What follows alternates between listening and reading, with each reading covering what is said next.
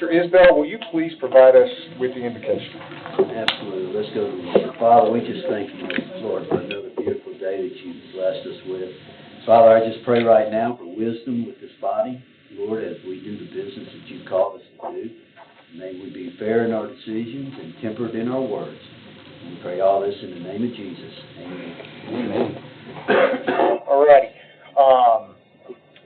I would entertain a motion to approve the, well, actually, before we approve the agenda, I have a couple items I would like to add.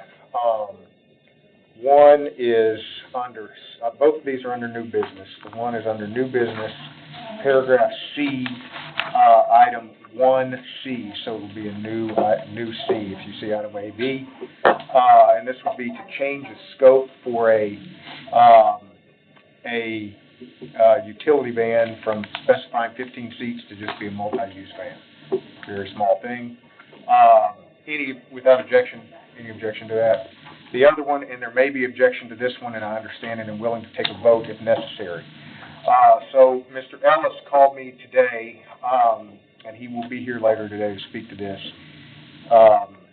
He is asking to appropriate $3 million off of the $20 million that we have set aside for him. So 19.5.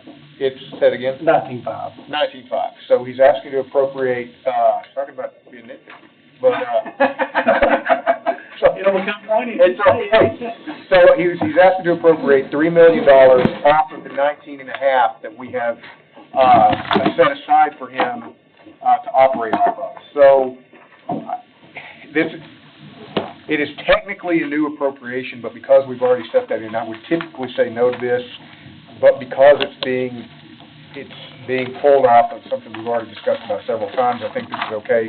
Is there any objection to adding to this, or would we need a vote? We're good to add it without objection? Okay, so without objection, I'd like to add those two. Where do you want that? Would be, that would be at the very end of new business. This would be paragraph E, paragraph 6E. What about, All right, I would entertain a motion to approve the agenda. I have a motion second. Go ahead, Mr. Klein. Yeah, we had we were hoping to advance a $10,000 appropriation for Cottontown. I didn't see it in the agenda. Do you know? It didn't make time for the agenda. It didn't make it? These Okay. agendas were... it's rolled over to next month. Rolled over? Okay. Is it an emergency? Are we okay? No, All right. I think we're okay.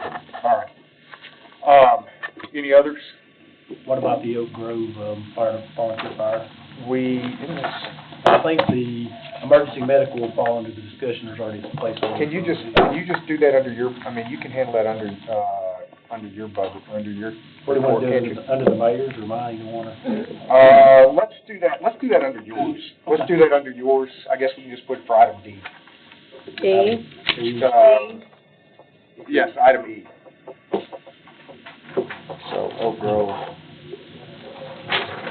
All right, any others? Okay, we have a motion and a second. All in favor? Aye. Any opposed? All righty. Recognition of the public. Mr. Jim Latimer.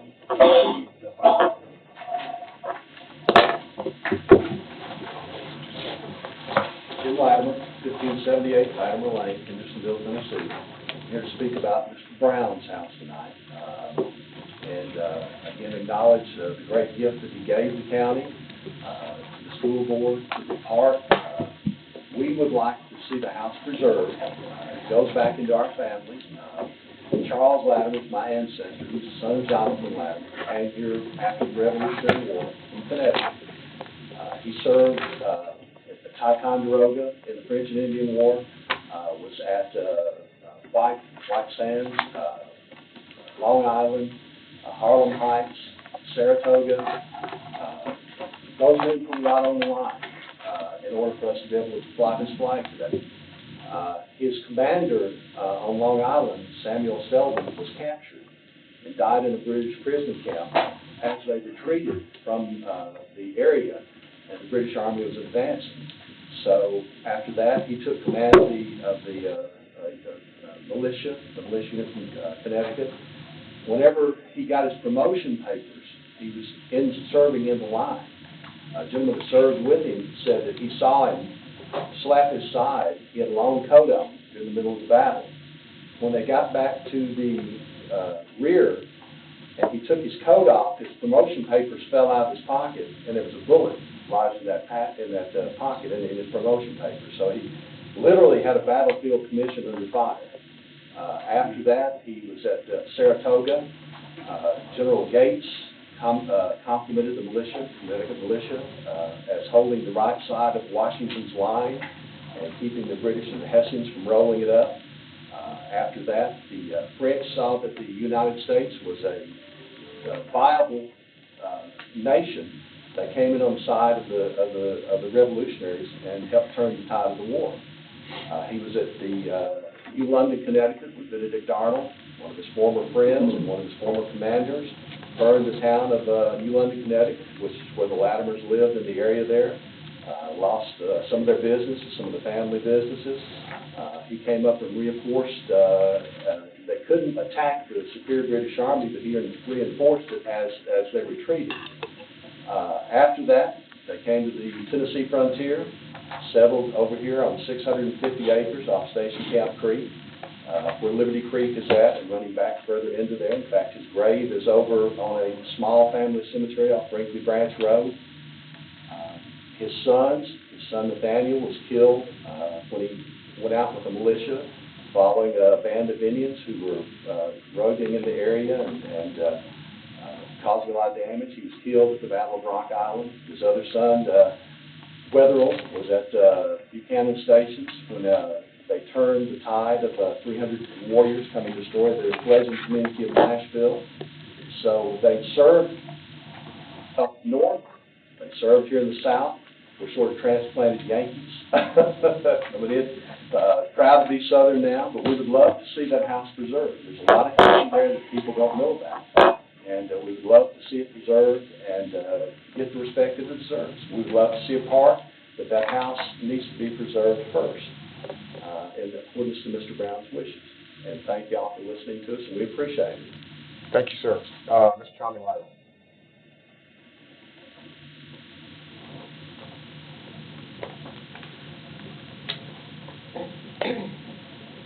I'm Tommy Lytle, 64 Hester Road, Portland.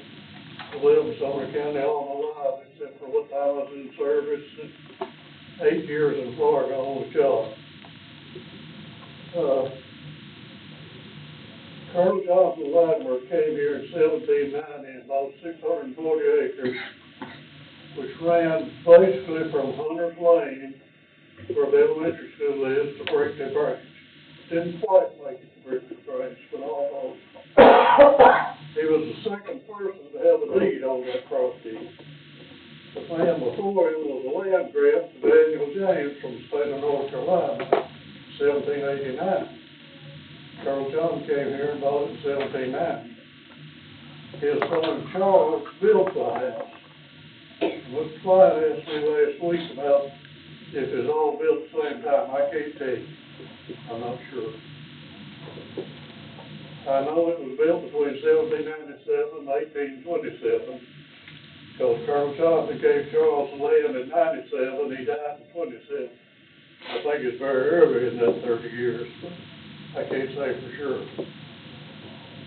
Mr. Brown gave the county, the school board, a great gift, I think. And he gave it to them with the understanding that they would preserve the house.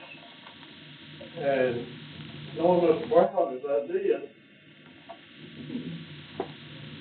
he would not have signed the deed if he known it was going to come to all this. He just wouldn't have done it. Thank you for hearing. Thank you, sir. Ms. Cindy McClard.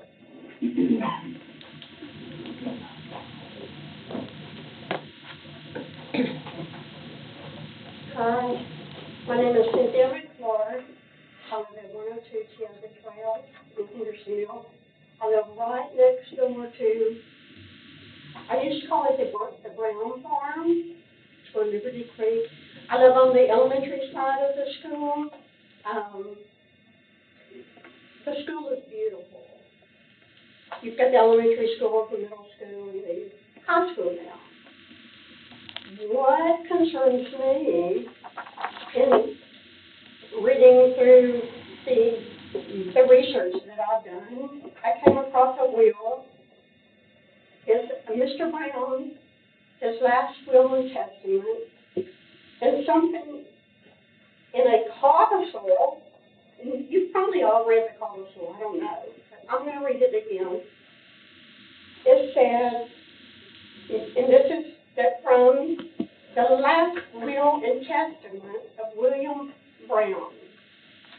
It says, I specifically bequeath to Sumner County, Tennessee, the county, and it's right here, the county, the cash sum of $500,000 to establish and maintain a public park located at 212 Hunters Lane, Hendersonville, Tennessee, with the historic home currently situated thereon being permanently maintained by the county,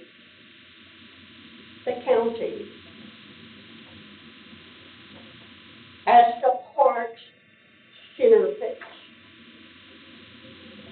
The park shall be known as William and Martha Brown Park. This bequest shall be a restricted fund held by the county in a separate account and used solely for the purposes of the establishment, promotion, ongoing support, and maintenance of the William and Martha Brown Park. And if it wasn't for Mr. Brown, there would be no Liberty Creek. There would be no elementary school, no middle school, no high school. And Mr. Brown, like I said, he was my neighbor. I didn't know him personally. I knew his house personally, but I did not know him. But he left everything that he had. He did not have any children. He didn't have any kids. He left everything for children, for a park, for his home to be the centerpiece. The $500,000, I don't even think was put in a separate account from the research that I've done. I may be wrong, and I don't know if I'm allowed to ask questions. Does anybody know? No, ma'am. No questions? Okay. Yes, ma'am. I apologize. It's okay. But the $500,000 from the research that I've done was to be held in a separate account and not mingled in with the rest of the wonderful money that he gave Sumner County. And like I said, I live next door to the Brown house. He passed away in 2017, and the house hasn't been touched, not touched, until several months ago, maybe 2 months ago. All of a sudden, everything was brought up. And now, Mike and I, like I said, we drive down and look at the house. The house was constructed back in the late 1700s, the early 1800s. Underneath the brick, the exterior of the home are logs. It's a log house. Now, he did add a small portion to the home, but it hasn't been touched. And according to his last will and testament, this was his wish. His wish was to maintain his home and a park. It didn't specify how big the park was supposed to be. It didn't say anything about what was going to be in the park. But I'm looking at the project budget. This is a budget meeting.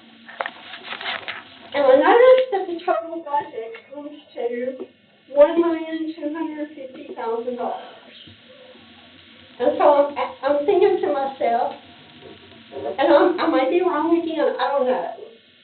And I wish somebody could answer my question, but the $1,250,000 to me would be $500,000 plus the $500,000 grant that was matched to that.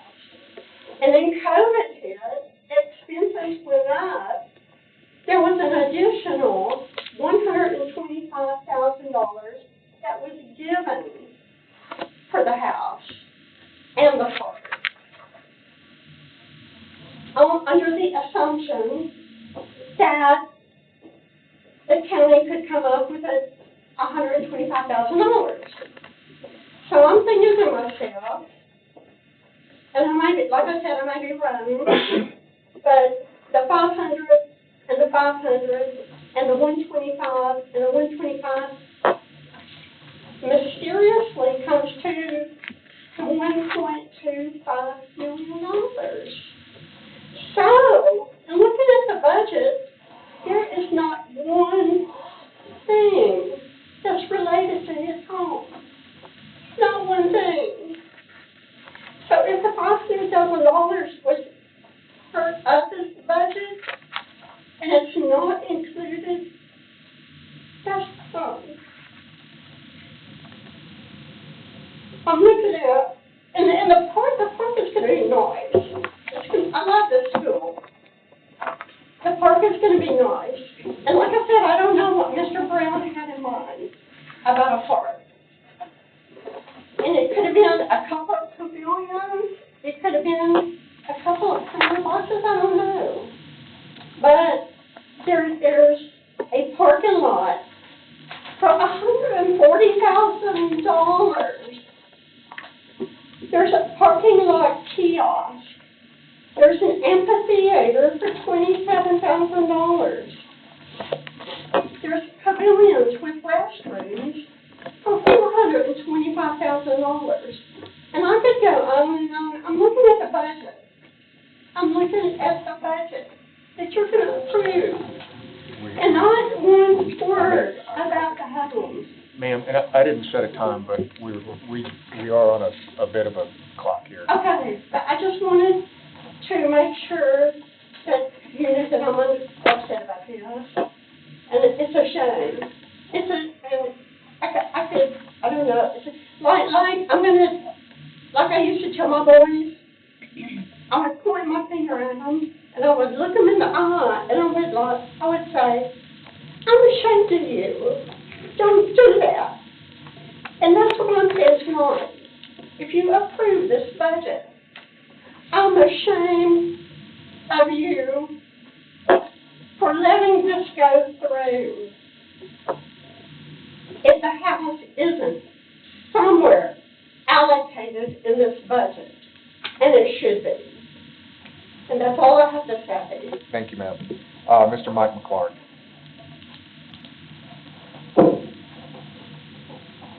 I'm getting here slowly. My rheumatism's bothering me a little bit today, so she got a lot of my things I was going to say, so I'll have to narrow mine down a little bit. Mike McClark, 102 Tioga Trail. I live with my beautiful wife Cindy there. We've been there 34 years. As she said, it's directly beside the Deer Creek Elementary. As y'all know, Mr. Brown left this $500,000 to be strictly the way the policy reads, to be used for a park, with the house being the centerpiece of it. And as she said already, there's nothing in this $1.25 million budget that has anything to do with the house. I mean, it's just not there. And the $500,000, instead of being put to use on the house 5 years ago, when the man passed away, that had given this generous gift, it's just sat there.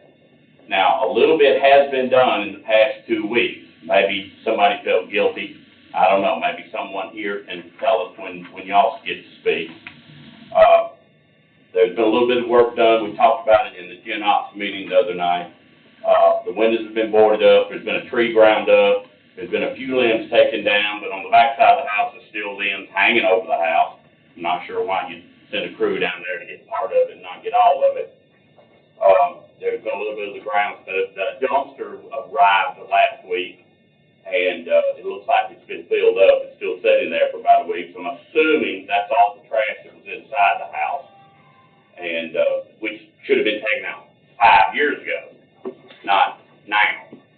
But excuse me, this $500,000. If you'll look at that, the budget, it was used as a co-matching fund for this mega park, and that's all I'm calling it, because I don't know what else to call it. An 88-acre park surrounding 2 schools.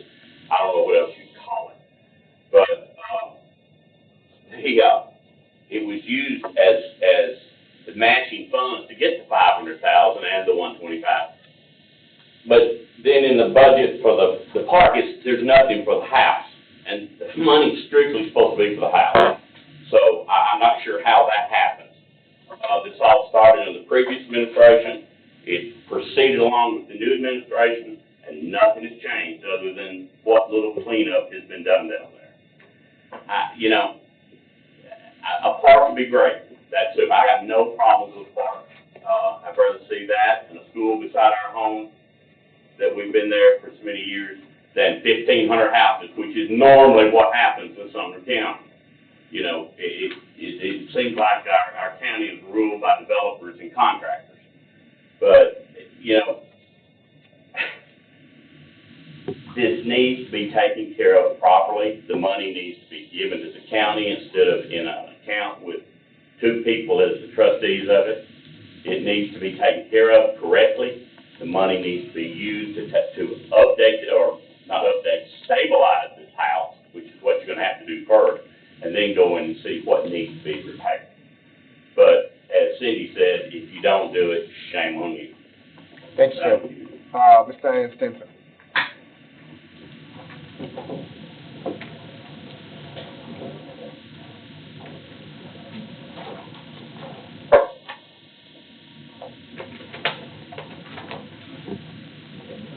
I'm Diane Stinson, 1011 Windmill Drive, Fighting Springs. I'm part of the Latimer family. Charles Latimer, who built the home, was my 5th great-grandfather. I have a vested interest in seeing this house preserved. I have to agree with everything that has already been said. There's no excuse whatsoever for what has been happening. Right is right, wrong is wrong. And this has been handled wrong. And we are expecting you all to do what is right.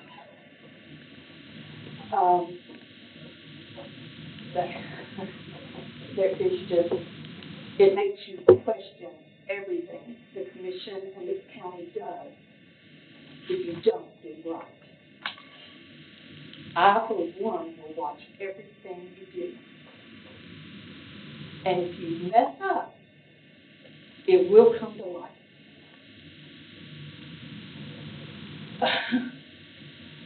It will. Do right. That's all. Thank you, ma'am. Ms. Anita Horton.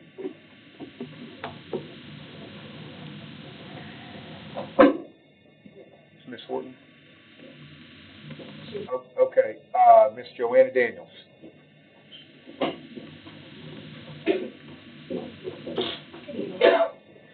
My name is Joanna Daniels. I reside at 152 Champaign Lane, and I am coming to talk to you about library stuff. I'm actually the chair of the library board, and wanted to say thank you so much for everything that you do for the libraries, and we really do appreciate everything. Since becoming the chair of the library board, I've been made aware of a few things that have, I guess, fallen through the cracks in the last few years. And I want to first say that I'm very sorry that those things have fallen through the cracks.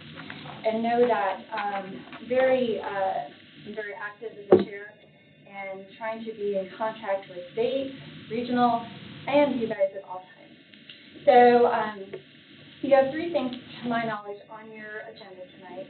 One is, Westmoreland had received funds for carpeting. Well, hallelujah, carpeting's okay.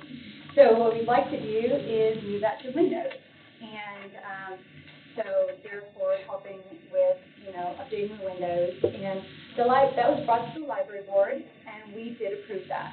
And so now it is being sent to you guys, and hopefully you guys will approve that. We absolutely appreciate that.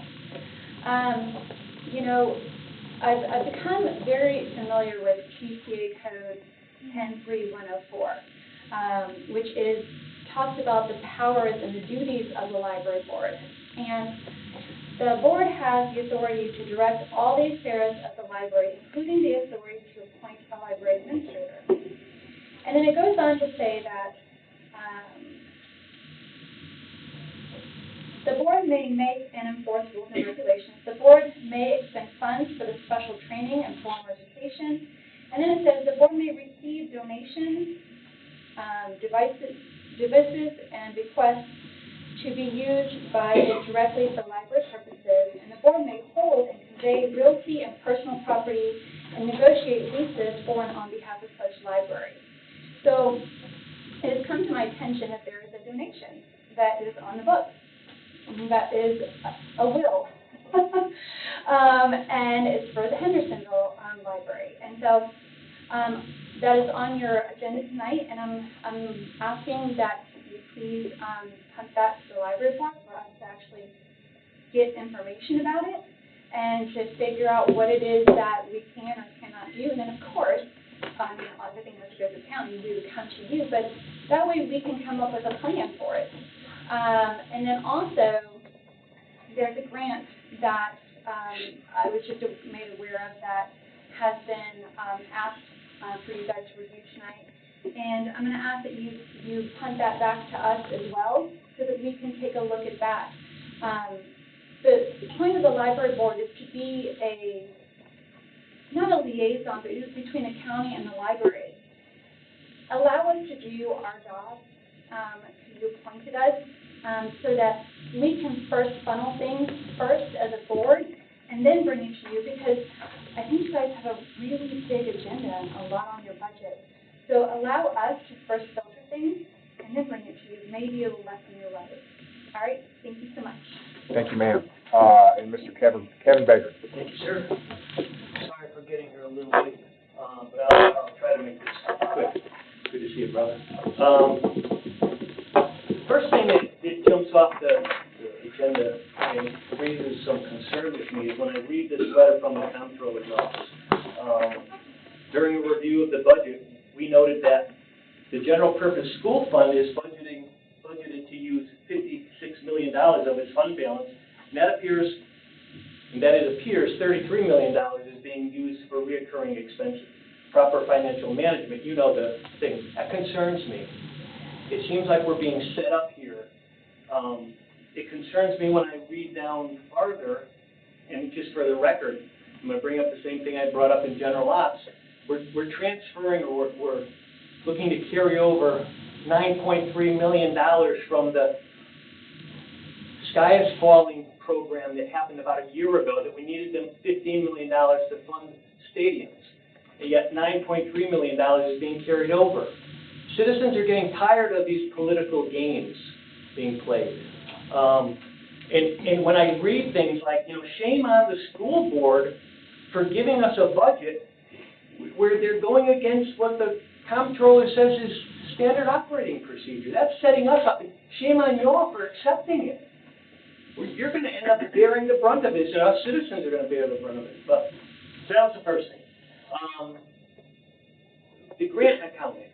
In every corporate environment I've ever been in, accountants work for the financial department, not for the executive branch. And it should be the accountants that then give the reports to the executives when they need it. If they need to know where the money has been spent or what's been allocated for what, they should get a report. They shouldn't have to be managing a person to be doing the bean counting. But that just, again, goes back to when I read proper financial management, I start to get concerned. the Brown House. Oh, no, first, sorry. Sheriff's Office, and the sheriff is here, and I apologize, sir, for not getting to you sooner. I tried to meet with you, you were on vacation, but I get concerned when 4 months after a new budget, we're asking for 2 new positions, a new lieutenant and a new captain. I don't know if it's needed or not, but I'm just, here we go again. We just completed a budget cycle. We need to get that under control. And I know the acting sheriff was involved. Sonny wasn't around much. So I mean, we've got to get our act together here, people. I'm very concerned about some of this stuff. Down to the Brown Park, and I won't belabor this, but I read in the documents that now the schools are going to give $500,000 to match the grant. It should have been done the right way with the first initial $500,000. Again, it just seems to me like, where's that $500,000 going to come from? Out of the school budget. You'll be seeing an amendment asking for that $500,000 to be moved over here. It just makes me concerned. Proper financial management. I get concerned. What else did I have to say? Oh, things like the election commission. They're again, 4 months after the budget, they're moving $15,000 for legal notices. Maybe if they weren't suing us taxpayers or the county, they wouldn't need $15,000 for legal notices. I don't know. You know, I leave it in your capable hands to manage this, and I know you're capable, but it sure makes me start to wonder, you know, what's going on. We're going to be set up, and we're going to have a shortfall in revenue, and all of a sudden we're going to get caught with, we need a tax increase, and that ain't going to go over very big. That's all I have. Thank you for putting me on the list, man. No problem. Thank you, sir. Okay, that concludes recognition of the public. Go ahead. I will entertain a motion to approve the minutes. Motion and a second. Second. All in favor? Aye. Any opposed? Okay, motion carries unanimously. Okay, so we have a huge agenda today. Most of my comments I'll make at the start of various items as we get through them. We'll try to move through them very efficiently. At the end of the year, it appears that every Monday where we attempt to have a meeting falls on a holiday. So I'm gonna, without objection, I'd like to go ahead and move next month, or excuse me, the Monday, the 11th meeting of the 11th of November to Tuesday the 12th at 5:30. Does anybody have any objection to that? Does that conflict with anybody's schedules? Okay, so Ms. Allison, if you would take care of that. Miss Jessica. Say it's 5:30 or something. 5:30. Does that give everybody enough time to get here? Okay. That's November 12th. November 12th. Tuesday, November 12th at 5:30. Okay, Mr. Mayor. No report. I'll reserve comments as the agenda items come. Got it. Okay, Mr. Long, I know we have a good bit here. If we will try to move. The first item is the approval letter from the comptroller's office. As all of you are aware, there's been some discussion. It's attached for you guys to look. My recommendation is to go ahead and send it to the county commission to docket it. Whether I have to records now. Second. We have a motion and a second. Any discussion on that? And the 2 items that they did note were discussed, which was the highway department, and during the commission floor, there was discussion about the DB side, so. We have a motion and a second. All in favor? Aye. Any opposed? Okay, motion carries unanimously. One other item, because if you look at the letter, and I know it refers you back to some matrix for the county that we're healthy. I'm going to have Miss Allison to pass those out. But the only 2 things I want to note is if you look at it, and they go in the 2023 budget, they talk about the large amount of cash that the county has, and it's done 302 days. Because I had some commissioners ask me about that. Everybody needs to remember one thing. During 2003, we received we had almost $40 million worth of ARPA funds in your general fund. So that number is heavily skewed. And then the other one they show is debts, well within range, slightly above average, but during the 24 year, we did pay $21.6 million of the principal, so we should be below average. Item number B is the financial management agenda. There was 2 items. One of them under old business, and it is the first one. I'll discuss item number 2 first, which is the Chronos. There was a discussion about that, and the mayor, I think, was the one that made the motion to ask the budget committee to defer this for 1 more month, the way he can have a discussion with the elected officials and the department heads. Without objection, I'm gonna move that to old business. Any objections? It's already under old business, under Yeah, so we'll just, do we need to do anything with it today? No. Then let's continue to March and talk through the grant account. The other one on the grant account, and that's one I do want to have a discussion about.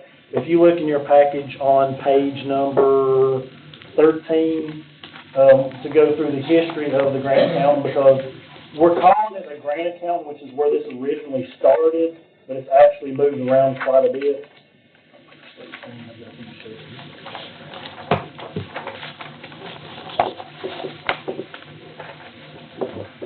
Let's start on page 13. And Kevin, I don't know if Kevin, if you're here before his time, so he was been back and forth. But actually on page 12, the recommendation of the, first was the Financial Management Committee, which is the committee I work with. His recommendation is if the mayor needs, because basically now it's actually I guess a grant administrator, project manager, if they need that, they're requesting that the budget committee find the funds from other areas. Because we went through the history of the grant accountant, I came personally to the county in March of 2009. When I came, one of the audit's biggest concerns was the grant. They were spread out, that was pretty much true everywhere. And that was my number 1 complaint, followed closely by audit. That same year, they gave us $10,000 to contract that, adopted a resolution wanting everything consolidated in. The following year, in December, we hired an employee that was supposed to be about 80% grant accountant and about 20% project management. And we were supposed to share with the mayor at the time. The mayor found out there was a lot more project management and other things involved, so he pretty much used the resource close to 100% best. So this particular resolution from 2015 has never completely been done. And if you look, there's several symptoms of this, and one of them would be if we follow the resolution, all the pieces for this particular park would have been in there, like the codicil, all the stuff that was in the report last month was dug up after the fact, and the questions came back on it and pertained to codicil. Also, if we look back to the house that was torn down when you guys first got here and David was upset about Cottontown, that's because of the same issue. We have grant applications, and we try to keep reports, but that's about all we're getting. We're having trouble getting the revenue receipts, all the details we need, and it's been going on for many years, and it's only getting worse as we move along. To be fair to Ms. Norfleet, she's doing things like preparing bid specs for the courthouse, going out and looking at the courthouse, doing grants, going out and looking at things at the grant, such as the actual park itself. She's doing some of the paperwork and sending it to us, but back about 4 or 5 years ago, we actually asked her to do, after she was moved to Mr. Holt's office, to do the project ledger, and her and Mr. Holt both told us there wasn't enough time because of the workload. Back in 2015, they actually eliminated a project manager that was actually in his own office. So right now, the point being is we're looking at 2 things. We're saying grant accountant, she's doing a little bit of accounting. The grant accountant portion is missing. What she's doing is actually a lot of project management and grant management, and the concern that brings us down in there is if we leave that portion in finance, then ultimately at the end of the day, somebody needs to go to sign off on the projects on a day-to-day, such as, is the courthouse acceptable? Is the park, if it was completed, eventually acceptable? That's outside of finances realm. I can get you to the point where your house is built and paid for, but if it was a house, I couldn't look at your house and see if you're happy with it. So really, I feel like that's more probably to the electoral, such as the mayor, because he's a day-to-day with Jen Alls. So really, we're looking at 2 things, and that was what was brought up at financial management, is right now the grant accounting, and especially by the 2012 Act, has never happened because of the staffing was removed. So I'd like to entertain a motion to discuss, and I'm going to get in queue immediately, because I have a thought here, and I think we can potentially at least begin to patch this problem. Motion to discuss. I'll motion. Motion second, all in favor? Aye. Any opposed? No. Okay, 1 no. I'm going to make this super quick. So here's the thing. I tried to solve this we recognized this during the last budget cycle. And, the citizen comments earlier were correct about grant accounting belonging in the finance department. Project management, which we have eliminated in the past, belongs in either, trying to be like a typical organization, it belongs either in the COO or the CEO lane, which is equivalent to the county mayor. So, we have one person who's doing both jobs right now. I mean, that's what we've really got going on. We have one person who's playing the role of a project manager, and also a, grant accountant. And by the way, I mean, I'm just gonna say this, I mean, we're talking a couple $100 million worth of, projects that this person manages. You know, this is an area where I think we actually run lean as a county. If you had that in a typical organization, you would have, a team, 1, 2, 3 people on this. You just would for projects of that scope. So, I want to say I told you something, but I made a motion during the last budget cycle to create the seed of a PMO shop, and that had two personnel in it, and that totally fell apart because of various back and forth, which was fine, and we kind of just defaulted back to where we are now. So, I spoke with Mr. Long and Mr. Isbell today, and I've spoken with both of you guys on this item several times. So, Mr. Long, and I'm going to try to make this super clear here.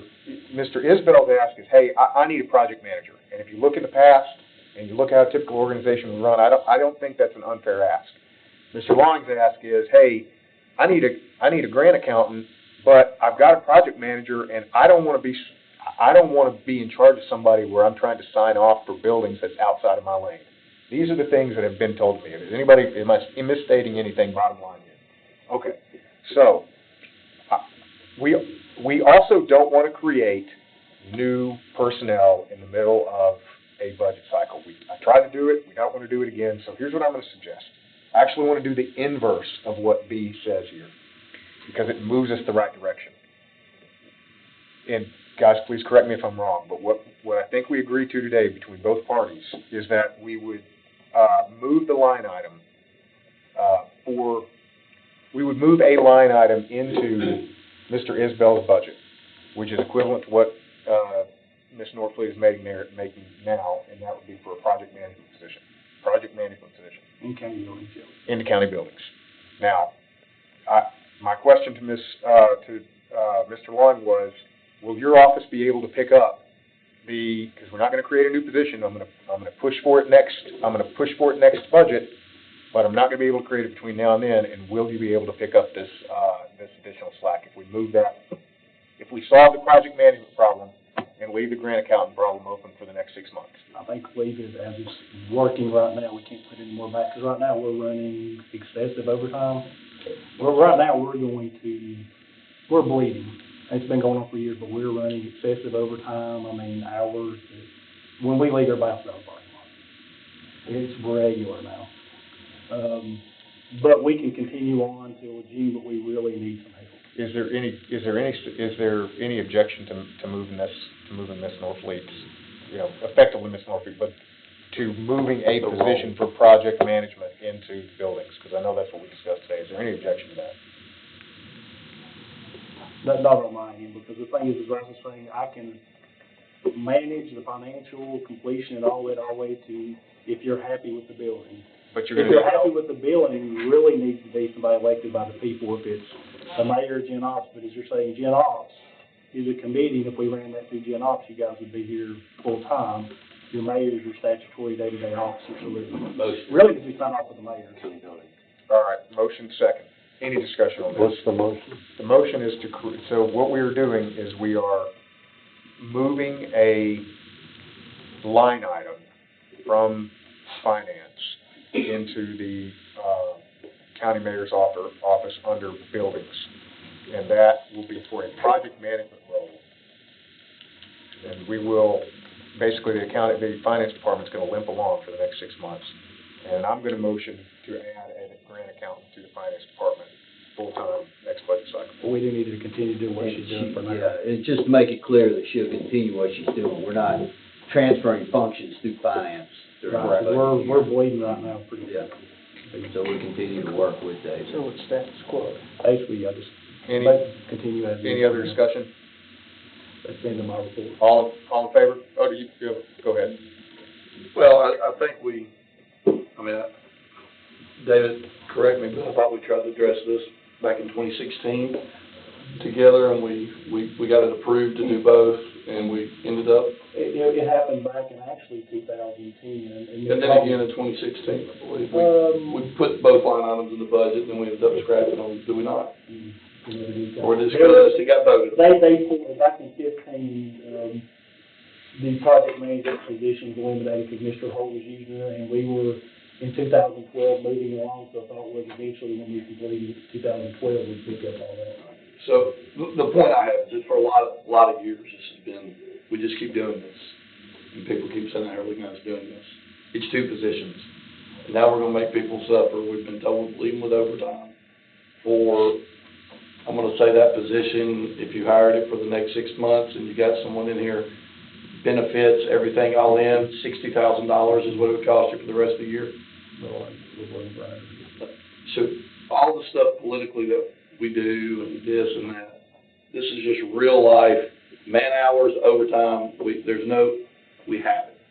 We can vote, I would like to just say, let's move the line item over, but also go ahead and vote to increase the finance director's budget for that $60,000 so we can go ahead and get that person in, and this isn't delayed again, as we've just heard, since 2012, 12 years, and probably the 6th or 20th time, somewhere between there, that time is jockeying back and forth. I believe in grabbing the purse strings on something we can, but this problem is not going away. You can research these minutes a lot. So my motion would be, yes, we move that over, but do we also go ahead and, we're talking about $400 million, and we're talking about $60,000. It's gonna, probably, what's your overtime gonna run?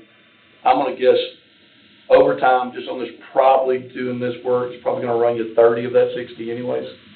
I bet it's a $30,000. We're maxing comp and paying our comp, just to keep them going over with. So I would be. Plus happiness of a person, I bet it's $30,000. I would be okay with this, except, I'm just gonna give you a. Just would be my motion. So it has to do with the motion, have a second? Well, there's another motion. Well, you got a. Motion to amend, that we do this and approve Is there a $60,000 for finance. I'll say, okay, so I was gonna second it just to discuss it, but I'm not against it in principle, but I will tell you the reason I'm against it unless we can do it a particular way. We have half a penny that we have set aside in order to, solve various, just patch up some questions around salary. Earlier today, I met with almost all department heads, county mayor, and, Mr. Long, and what happened is we got all the requests in, and they were a good bit over that $500,000. So we kind of beat each other up for a little bit, and I have that number down to where we were within $9,000 of that half a penny. So I don't know that we have it recurring. I don't know if we could do this in capital. I don't know that there's any way you could do this out of the general.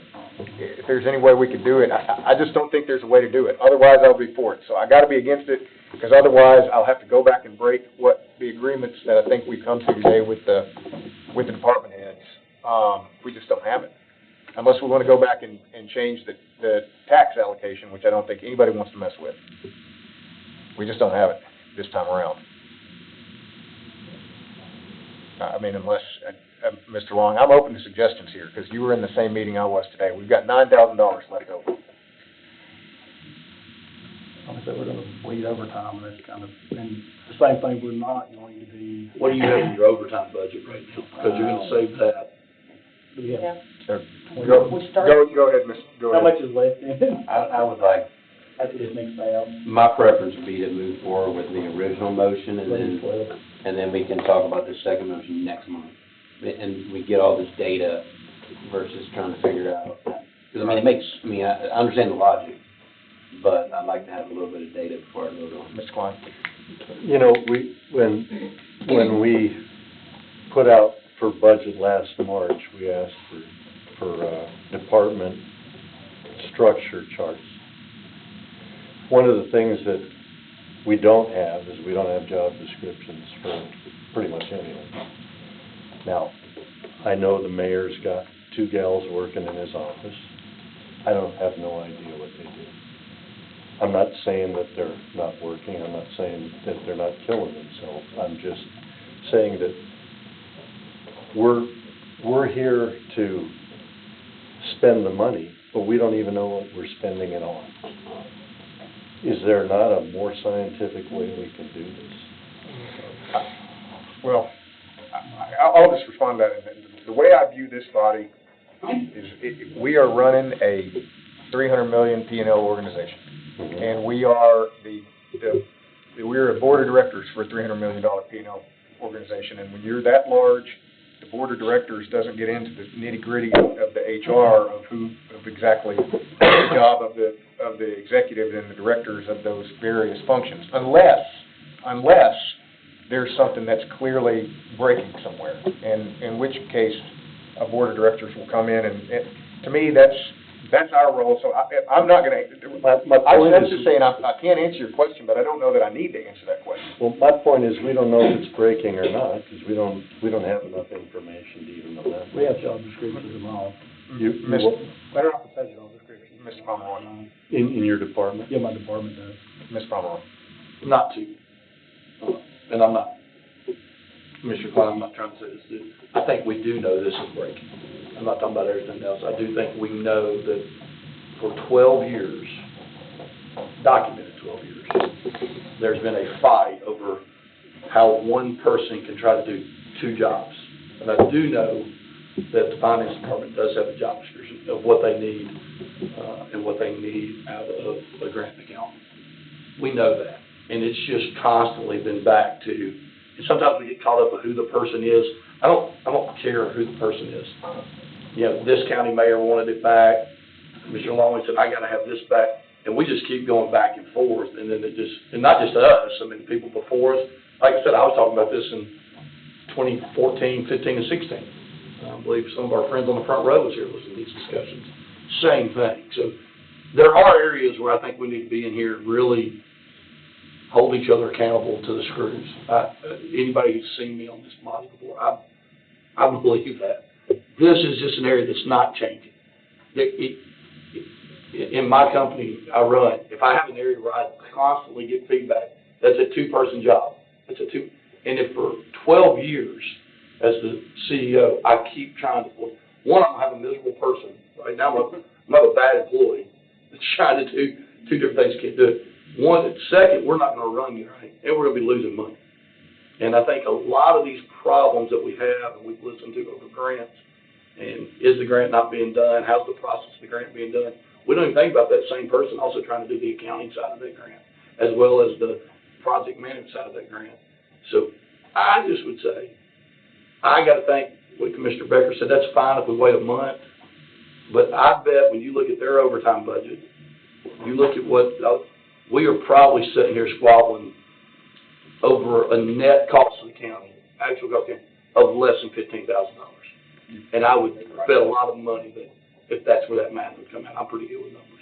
So do what y'all want to do, but this is one thing we can put it into, and I think all of us could look really good at that. We ended something that for 12 years, or just do away with grants altogether and do away with both positions and don't do anything with them. But what we're doing now is broke, and for a little amount of money. So we have a motion and a second, we have an amendment and a motion and a second. Any further discussion on the amendment, which is to build a line item in for $60,000 for the finance department? All right, all in favor? Aye. All opposed? Against? One abstention. Okay, so motion fails, carried 3-3. 1, 2, no. That was 1, 2, 3, wait, 1, 2. There's only 6 of us here. Yeah, so it's 3-3, it fails. It fails. We will, here's what I'm gonna direct though. I wanna keep this on, old business next time, so that we can try to solve it. So, are we gonna go ahead and vote to? Yeah, we'll go, we now have to get to the main. All in favor? Aye. Any opposed? Okay, motion carries. To keep the county buildings. Yes, move that to county buildings. Okay, and we will keep this on there because I do agree it's something that we can probably around the margins fix. I'm just not prepared to do it today. Okay, sorry, I'm taking over for you. Go ahead, Mr. Long. We're down to page number 19, which is the Sheriff's Department's transfer. Well, we have a motion to approve, second. Any motion and a second. This is all net, correct? There's No new money. All in favor? Aye. Any opposed? Okay, motion carries unanimously. Great. Page 20 is another transfer, and it involves salaries, so we separate them. This one actually involves a grant fund, so it's no cost to the county. motion for. Second. All in favor? Aye. Any opposed? Okay, motion carries unanimously. Page 21 is a request from the judge to utilize some savings, and it's just a line item transfer, and it's no new money. Motion and a second. All in favor? Aye. Any opposed? Okay, motion carries unanimously. The next one, page 23, is your interbudgetary transfers. These are just operational line items. If anybody has a question, I'll try to answer them. Motion. We have a motion and a second. Any discussion on these? All in favor? Aye. Any opposed? And then Okay. item E is Oak Grove. My understanding today, based on... Whoa. We missed 3 and 4 here. I'm sorry, did I skip 3 and 4? You skipped 3 and 4. I'm sorry, page 25 is number 3. And my question is, did this pass? I'm assuming it passed emergency services. I had somebody call up there. The original breakdown, yes, it did. So the reason this is on here is when the county commission makes a contribution, they have to contribute it to the individual departments. So it was put in the original budget, but it needs to be transferred or appropriated to the individual departments. So moved. Second. Motion and a second. All in favor? Aye. Any opposed? And I'm going to consider none of these needing a second reading because they're transferred. That's correct. Yep, you good. Rural Fire Department, Hendersonville Library donation, this is for your information. So I'm gonna make a motion here. I'm not gonna make a motion. What I'm gonna do is I'm just gonna make a comment, and I think we can go ahead and move this to old business. I understand several folks, and I'm one of them. I'd heard about this recently, but we haven't had a whole lot of time to tackle this. But all that said, it's something that has been outstanding for a while. Bottom line, we have several $100,000 that have been gifted to the Hendersonville Library. I don't think we're prepared to handle this today, but what I would like to do is I know that the library board would like to have time to chew on it, so that's great. And I know that that Commissioner Bergdorf has a unique position of being both on the library board and on this committee. So I think so in order to do this without having to have tons of ad hocs and subcommittees, we can let the library board chew on it, and then have Ms. Bergdorf, but I think you can run this to ground and bring us back with a recommendation. Absolutely. So we don't know that we need a motion. We're just gonna move this to old business. And, now we can go ahead and go to Oak Grove. Mr. Loy? Oak Grove has, I think it's 400 some odd thousand, appropriated to it, talking to the mayor. Their strong belief is it's going to run past that amount, and he doesn't want to move forward until he at least gets preliminary approval, because what happens is we hire the architect. The architect will actually send bid specs and stuff to my office to bid it. We will bid it and get it back, but once we start the bidding process, it's taking the cost of funds. So he doesn't want to run forward till he's sure. What's the total difference? It's about $500,000. So I'm gonna motion to appropriate $500,000. We have it in capital to appropriate $500,000 in capital so that we can move this along. Local capital. Local. Can you waive the second reading, because these are... Yeah, and with the waiver of a second reading, that's the motion. Second. We have a motion, second, Mr. Klein, go ahead. I'm confused. This is the Oak Grove Volunteer Fire Department. Yes. It was originally gonna be around $500,000. Yes. We're adding $500,000 to it. Okay. Mr. Loy? Yes. When he talked, Mr. Isbell was preliminarily talking to the actual architect, and his understanding is he believes it's going to run significantly above that. So what's going to happen is if Mr. Isbell goes ahead and contracts and goes ahead and bids, and it comes back more, and you got this guy decide not to do it, we're going to lose all these architectural fees. So this is the point where you got to decide based on the architect's best estimate, are you willing to go that far? And the second item, while I'm asking about the second reading, we need to have a portion that's ARPA, which is combined with it, all tied down by the end of this calendar year, or we're going to lose the ARPA portion. You've gotta. This is gonna happen again when we get to Westmoreland, similar situation. And I hate to say you're on a rush, but at this point, we've kind of run out of time on our funds. So, we've doubled the cost of the construction. Which, that's what we're just being told by or Mr. Ridley was being told by the architect. So, basically, I'm the messenger, and he's the messenger from the architect. Again, these are estimates that have not been bid out yet. So it may come in lower, it may come in higher, but this is the best guess based on the professionals with the architects. And that was the original design that we looked at. Have- That's just the reason building it's come up cost. now, David, is because it's the mayor, he's got architectural money, he could have just, based on that understanding, could have pressed forward. We get to the end and all of the county commission decides, 13, actually 13, and this committee's unwilling to spend $1 million. So what the architectural fee was, we would have lost all that. And we, So that's why and we're because of bringing the it up now. timing, we will risk losing our money. If we don't move forward this month, we need to decide. How long has this discussion been going on? I mean, I feel like it's been a while. I think it was almost, you guys came into office. There always been Before, after you came into building costs office. have probably increased. I'm not saying that, I know. So do we have a breakdown of costs? I mean, It's just an estimate at this point. I mean, it's not. This is an estimate so that we can go forward. And once We'll have a breakdown when we bid it out. I mean, I'm sure there is a breakdown on it, but it's. That statute, it requires construction, the county has to have an architecture engineer. So we're gonna have architectural plans and an engineer involved before we can bid the item. Most items we can bid and get you a price below the little cost, some cost, internal. And we can bring you the cost of the item. Building construction, major renovations, things that affect electrical, we actually have to get an architecture engineer involved up front.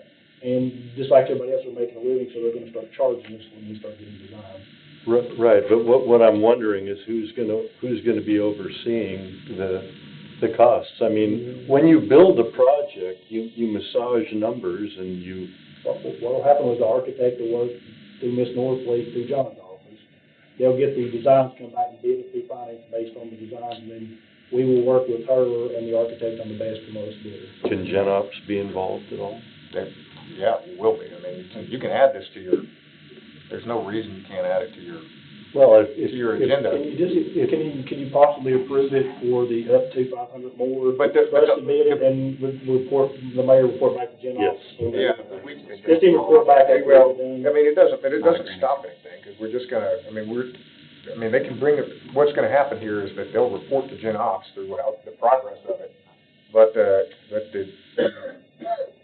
dollars will be allocated to it. I mean, I don't know that we need to change anything that we're doing. You can always bring an agenda item to Gen Ops and say, hey, we want to report on the progress of this. I mean, there's nothing that stops you from being able to do that for anything. I just don't want to hold up. I don't want to risk two things. We have to have a architect to be able to say, yea, verily, this is what we think a thing is going to cost. Yeah. And two, we're now on a timeline. So we want a timeline for two reasons. We can lose the architecture, we can begin to incur architecture fees, and two, we risk losing the ARPA funds if we don't get those appropriated by the end of the year. I mean, we're getting close to 60 days out, so it's like, it's really a thing that happens. If nobody objects, I can have Wendy, the one that does the bids with Ms. Northfleet, just CC David on our bid. That's fine. Going back and forth with the architect. We have a motion, we have a second. All in favor? Aye. Any opposed? Okay, and my motion did have, waive the second reading. I said that at the beginning. And that is the end of my report, unless anybody has any questions. I just don't know how we can double the costs. It just doesn't make any sense to me. Okay, moving to old business. This thing's been on here forever. Mr. Mayor, do we have anything on this part? Are we gonna get this money? It's $900,000 from the city of Gallatin. I mean, do we have any leverage? It's still outstanding. I have no leverage. We have a huge agenda, so I'm gonna leave this on old business, for now. Potential ARPA programs, I think we're about to. Out of money when you get to. I think we're about to be out of money on the ARPA, and there's a very specific reason why, so without objection, I'm gonna strike this. I'm gonna strike item B, and we're gonna remove it, because we're about to be out of ARPA funds. Sheriff's Office, smart books. This is from ARPA, but again, I think we're gonna be, They've already purchased I those did- through capital. yeah, so those are, so let's strike this one. That's it. And then item D, correction payroll, you moved that to the old business already. Yep, let's move that to old business. Wait, yep, we can do that. I'm sorry, just to be clear, the smart books came off, right? Smart books are coming off, yes, Okay. correct. I think the potential of it's coming off too. Okay, so, hearing items from the, Harvest West Commission meeting, this is, Get that whole chart. these are the, Here it is. It's almost- excuse me, these are the, salary items. I'll go ahead and brief these real quick. You guys should be getting a document from, Mr. Allison. And, thank you. So, I mentioned this earlier, just, to get real brief here. At the end of last year's budget, or this fiscal year budget, we recognized that there were quite a few, requests for changes that had come in, and we were gonna be unable to take care of all of them. So, we set aside one half of one penny, which is approximately $500,000 to handle these. Subsequently to that, we had a number of requests that came back, and once you added all those up, they were a good bit over the $500,000. So, I had several discussions with the department heads, county mayor, and finance director, and we all sat down and beat each other up today. And here's what I'm going to propose. I'm going to talk, and I'm going to make a motion to approve this all at once, because I think it solves the problem. Let me just line it out so we can be heard here. So it would be, I would appropriate $240,000 to the sheriff's office, $156,000 for the EMS, $36,000 for circuit clerk, $30,000 for assessor of property, $8,000 for finance department, $6,000 for IT, $2,600 for the ECC, and then $12,000 for the election commission, for a total of $490,600. And this is to backfill requests that have come in from the various departments post that 0.5 penny set aside. So that is my motion. We have a motion and a second. Go ahead, you're in queue. No, I'll get you. Check. Is it 490, we're already basically gonna be in November, so we're missing, it's only 5 months of the year. Is this 490 just for 7 months worth, or is this? No, I think we're going back, right? I understand it was annualized, but Yeah, it's annualized. I would probably recommend that you make that part of your motion if that's your. I'll amend the motion to make it annualized. All right. And you said all the directors were. All the directors are, and several of them are here, and so if I'm speaking, if I'm lying, then they can yell at me, because they're all right here. These are all the items that you said on the floor that night. Yeah. These are all the items, and everybody came forward, and I said, hey, we can't solve it all. They all came in, they were a good bit over. I basically gave everybody about a 35% haircut, to account for overhead, and they, we all accepted. And I didn't mention you that night, because you said you got a little. I did not mention your face that night, because you said you. Right, right. So So for clarification, this is additional pay correct, to these departments correct. to accommodate what they wanted to get, but Correct. they didn't get during the budget cycle. Correct. It's not all that they asked for, but it's, But this is the 500 we moved when we said. Yeah, I remember that, Danny, and I just wanted to make sure, I wanted the public to know that this is additional pay that It did is. not get taken care of during the budget cycle. I don't know if we need to waive a second. I think we should waive the second. I'm gonna motion to, I'm gonna amend my motion to, and you're good with it, to waive second reading, And you're good also, with it? can you say that the department heads will bring us the detailed line items before we? Yes. Tomorrow, because we need them. Yes, I would ask the department heads, please bring the specific line item changes. Yep. All right, Mr. Klein? So, for instance, the sheriff's office has almost $250,000 to deal with. Well, they have 200,000 to deal with because the 40,000 is overhead. So the way I calculated this, we have about 11%, what is it, 11 and a half, 6.9 for retirement. and then 7 and a half for having. And that's how you get it. So it's about 20% as a wrap rate. So I applied a 20% wrap rate, backed down from that, and then added it together to get, so this includes both, if you look, I mean, I can get it right here. So this is what they can play with, and that's with the wrap rate. And so Sheriff Craddock will determine who gets what out of this 240. That's totally under his, and same with every other Correct. department. Yes. That's right. We did not get into the whole moving and shaking every single, we already did that during budget, we didn't need to do it again. We're gonna let them plug it as they see fit. Okay, any further discussion on this one? All in favor? Aye. Any opposed? One. Okay, so that will fail the second reading. So we'll have to have a second reading on this. So we have one no. Yes, it does. I'll ask you a question before you get into the brown part. The correction of the pay rate, why are we moving that to old business again? You have a rule that any appropriation over $5,000, unless it's part of an existing capital project plan, then it requires a second reading unless every member You're is. talking about the whole back, where we catch all the paychecks that. I'm going back. I'm asking about D. Oh, that's because. Shane and I were, sorry, Yeah. Commissioner Burdorf and I were. Mr. Edwards gonna go back and talk to the department heads and the elected officials. Oh, that's what that, okay. Because there's, Gotcha. to do everybody's like 300-some thousand, but there was a lesser plan, but not quite as. This is the paying them for when they actually work Yeah. ahead of time. Yes, yes.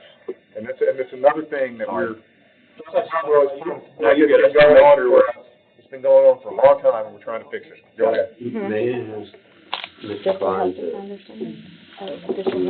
reconsider his no vote there? and Motion to reconsider? Get his questions answered between now and next Monday. All right, is there a motion to reconsider? Leave it at- Well, no, we're the winning side. I go ahead and motion to reconsider. Second, all in favor? Aye. Okay. Go ahead and state your question. I'm assuming Mr. Klein has some questions. Reconsider means to think about something.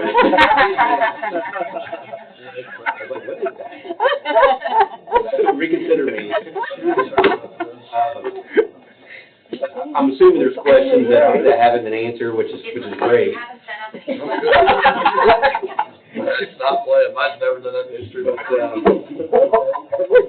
But because of the second reading, I would delay it another month. My question is if we could answer his questions so we can. either that or just go ahead and pass it. He has a chance on Monday night to, between Okay. now and Monday. Does that make sense? Yeah, that makes Yeah, they sense. are gonna bring the line up. I will reconsider, All right. or I'll vote yea. So I'll state it again. The motion here is, that we pass this, waive the second reading, and, in so doing, also request that the, department heads bring us a line item breakdown, And it's for annualized. consideration. What's that? And it is annualized, correct? Yeah. Good, a second? Yes. All in favor? Aye. All right, any opposed? Motion carries unanimously.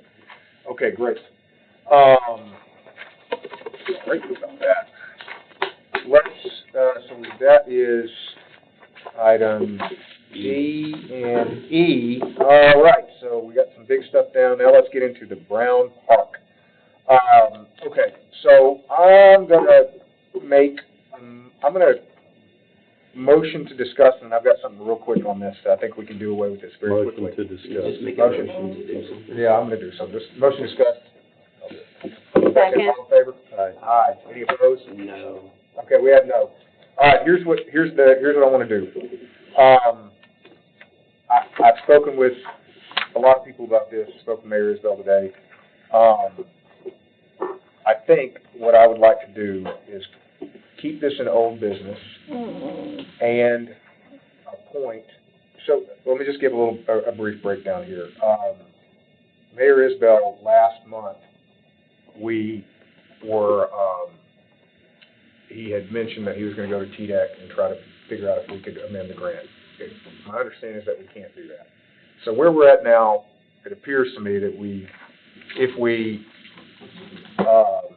on the one hand, if we abide by the will, which is very clear to me that we should honor the home that we will lose the grant, which, that's fine, but we are losing out on some funding.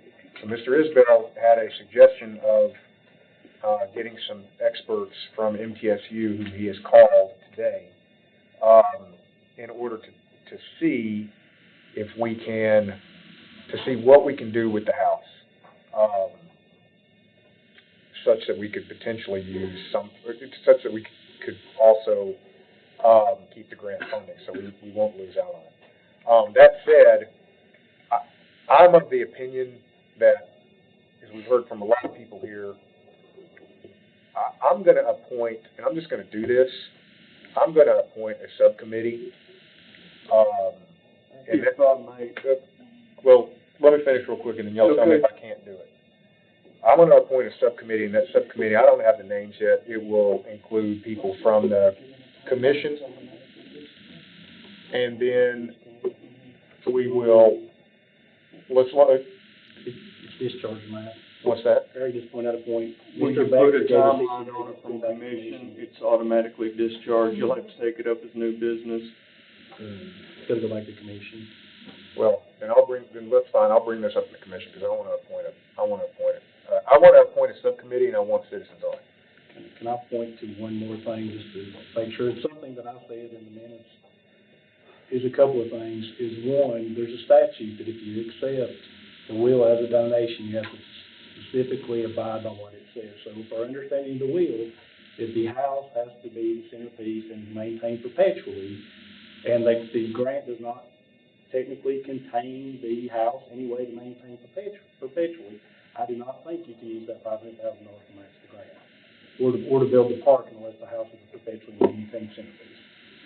That's all I'm saying. I think it's, unless you're going to come up with more funding, that it can't be used to build the park, or unless you include the house in some way. Mr. Chairman, Go ahead. what were the people from MTSU going to do? Well, they have a department that goes in, they do projects across the state of Tennessee where they come in and they bring a team in and assess the historic nature of the home, I guess, the viability of restoring it, and gives you advice on how to go about doing that the proper way to maintain the character and the integrity of that house. So it's basically bringing somebody with more knowledge than all of us. And how will that, replace the importance of the grant? It's given us knowledge on how to approach this. My understanding is that we may lose the grant regardless, but this is at least a way to get And Go ahead. how to approach fixing the Brown House to get it to where it is a centerpiece of this now field that we have. We would need to do that anyway. So first, I would like to thank you for doing that, because I've been screaming historical architect the entire time, not in meetings.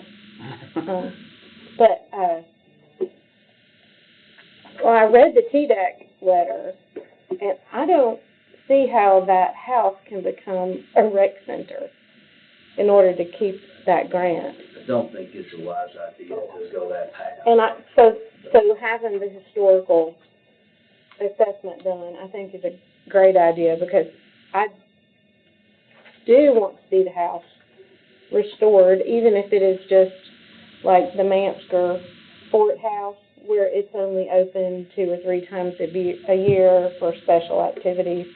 And another thing I had thought about, the tourism board takes care of the Douglas Clark House. They staff it, they run it, they keep historians in there. This is something that I just want to put out there, that it might not be a bad idea, because before our commission, Douglas Clark House was being run by tourism. Beyond our commission, it will probably remain so. If this comes about, we could park that house, and however it's cut out, with like the Douglas Clark House, with tourism to staff or to do whatever. And that's something that I wanted to talk about with this subcommittee Okay. on how we would approach the management of that house that's really not encumbering county dollars all the time, that we start bringing in some private money to help run this, tourism and so forth. Like the bridal house. Like the Bridal House, And Friends of Friends Bridal of, House, yes, or yes. Bledsoe, the trustees at Bledsoe. yes. There's other opportunities out there, and I'd like to explore those. Okay. Mr. Hyde, I think I cut you off. I likewise, appreciate the fact that we need to have knowledgeable people telling us about the house. I think that's good. However, now, my district is far from this area. And I have gradually just thought and studied and actually prayed about this issue. I'm having a problem. I'm having a big problem with this entire issue because I feel that, for some reason, I don't know why, we're sidestepping the issue that monies need to be turned over to the county. What's going on that we can't just simply do what is right? That's my problem with this. There's something, now I'm chairman of the commission, but I'm not knowledgeable of what's going on, but something is happening. I am smart enough to know that when there's something underneath the surface that is not out there, and maybe it's nothing, but I'm very much afraid that we're trying to sidestep some real issues here with this. And as one commissioner that would have to vote on anything on the floor, I'm not a member of this committee, I'm becoming very, very hesitant about how this whole thing is unfolding before us. It just does not appear right to me. Go ahead, I've got a thought.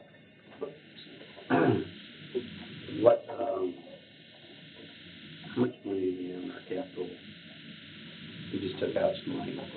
I'm sorry, let me tell you the number. At the beginning of the year, we had estimated, not counting the 19.5 for the highway, in local around $4.7 million. So you've got about 4.2 right now. But we're gonna have another problem that we're gonna bring up in a minute, over a core issue. So, yeah, my thought is, Can we take it? make a motion to take 500,000 out of that. Go 100% toward the house, and then we can move forward with everything, with the grant, everything. So I'm gonna take that to 1.7. I'm gonna be against moving any funds from the county until the funds have been transferred to the county. The funds need to be transferred through the county before we appropriate any funding, taxpayer funds. So I'll be against it unless we make it, I don't wanna do anything until I see those funds over in our coffers, because I do believe that you read what was written, it should be held with the county. That's my opinion, and I'm not, but that's your motion. Is there a second on it? I think that one dies. Anybody else? I'm gonna make a motion here. Go ahead. I agree with Mr. Hyde, and I realize that the mayor and Mr. Langford had nothing to do with the transfer of that money. But nobody's been able to explain how that $500,000 went somewhere else. And number two, nobody's been able to explain why it just can't be transferred from wherever it is into an account, as the codicil says. Can you? I can't, and I want that done. Okay. I want it done. Would you ask the mayor? Well, I'm gonna that was actually what my motion was gonna be. Okay. That we direct, and I think that can be forceful, but go ahead. Just information, y'all been know about this for a while. There is some, there was somebody did instruct us at some point to put it into the account that what I just heard makes it sound like this money's been spent somewhere else. No, that is not the case. This money is somewhere else. It's in a bank account. I think, I won't be for anything unless we restore the house. It's clear as day that we've been given a lot of this family, from both the county side and the school board side. And this comes down to a trust issue is what I think, and I'll just be honest, I've been serving now, we offer it going on 3 years, we don't do a lot.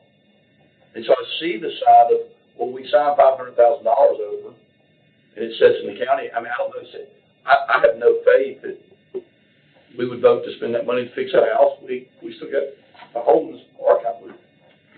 I think, yeah, I mean, so I see that side, like, okay, we give the money to the county, and then nobody ever votes to actually do anything on the house. Now where's that money go to? So I do think it has to be some type of, whatever we pass has to be contingent upon both things happening, because that's what I feel like is going on. If we're following state law, which we have to, if you receive a donation, you have to use it for the purpose of the donation. So if you receive the donation, that means the purpose is going to be given back. And no, the money is not missing, it's just over in the school board trust. There's not a question of missing funds, if that's what people are saying. So I guess, deposit in the trust versus with the county. so I guess what I was just trying to say is whatever we do, whether it's this body or, I think it's going to take people actually working together, that whatever we pass is, when this is done, this then immediately has to happen. I think that's served a long time, Commissioner Hyde, known him since I was 6, probably longer than that. And I think this makes sense that whatever we come on, it has to be a total project that we are agreeing to do. And so, okay, we're voting to do this project, and when this gets voted yes, then the money immediately comes here, and then that $500,000 goes to this. And like the citizen said, 2017 was a long time ago. I mean, now, every day we wait, it's getting more and more expensive to restore that house. So we can have subcommittees or whatever, but I think the commissioner is exactly right, because having lived for 35 years in Hendersonville in a house that was built in 1797, it's a very expensive proposition, and as the longer we wait, the bigger and deeper hole that we are building. It's not right to jerk people around and have them coming back and forth to the commission meeting trying to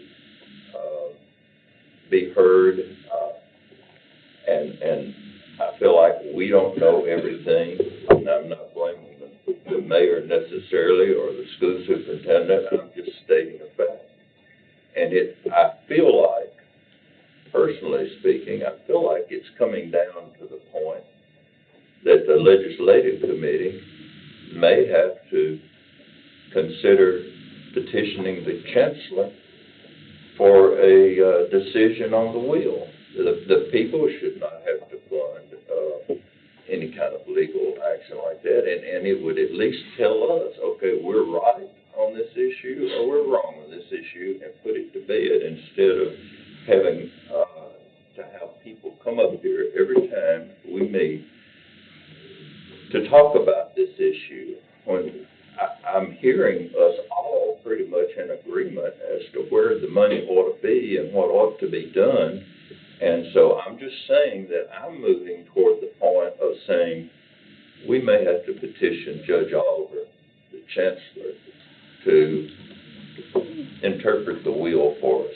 Mr. Chair. Well, he was next, and then you go ahead. All right, so I'm going back to my motion here. So, however we want to phrase it or whatnot, I personally 100% agree that the house needs to be taken care of. Okay? I haven't heard anybody here tonight say anything about not taking care of the house. So, but I also don't want to lose the grant, the funding from the grant matching. So my motion basically is that I would like take $500,000 out of capital to move it toward the funding of the grant matching, contingent on the $500,000 from the trust being transferred to the county in order to take care of the house. So let me just make a question. So are you stating that the 500,000, so you have 500,000 from capital, and we have the 500,000 that's sitting in the trust fund right now that we want. Are you suggesting that this is gonna be 500,000 from the trust that goes into the, that replaces that 500,000, or is this gonna be in addition to, so that we would now have so now we're talking about 1.65? 1 You're talking about using the 500 to match the grant, keep the 500 back, he fixed the house and maintain only. But something that may. Wait, so, Yeah. so in addition to, or is it replacing? In addition. So what's the total spend on that? So what? 1 million. What is it right now, 125? 125. So 175. So it would be 1.75. That 500,000 that's in the trust Oh, would be transferred to the county to address the house. Okay. And then 500,000 from capital being used to match that grant. Well, that's the motion. Is there a second? Say something important about Go ahead. Mr. motion. We've already spent, there was 125 put out for the match from the county and the grant, 625 and 5. We've already spent about 130,000, we got another PO on 130. So if we kill the grant, all the architectural fees are going down the trash. Pretty much. So what you will save prevent all that losses. So you're saying if we kill the grant, we lose 260,000? Oh, well, whatever we can, we're gonna have to pay for work, we've done a work of at least 130, we don't know how much more they've done off the PO, and if we get out of the contract PO. So you have somewhere between 130 and 260 right now, we can say is going to waste if we kill the grant. plus $10,000 that the state charges. We have a motion on the floor. I second it. We have a motion and a second.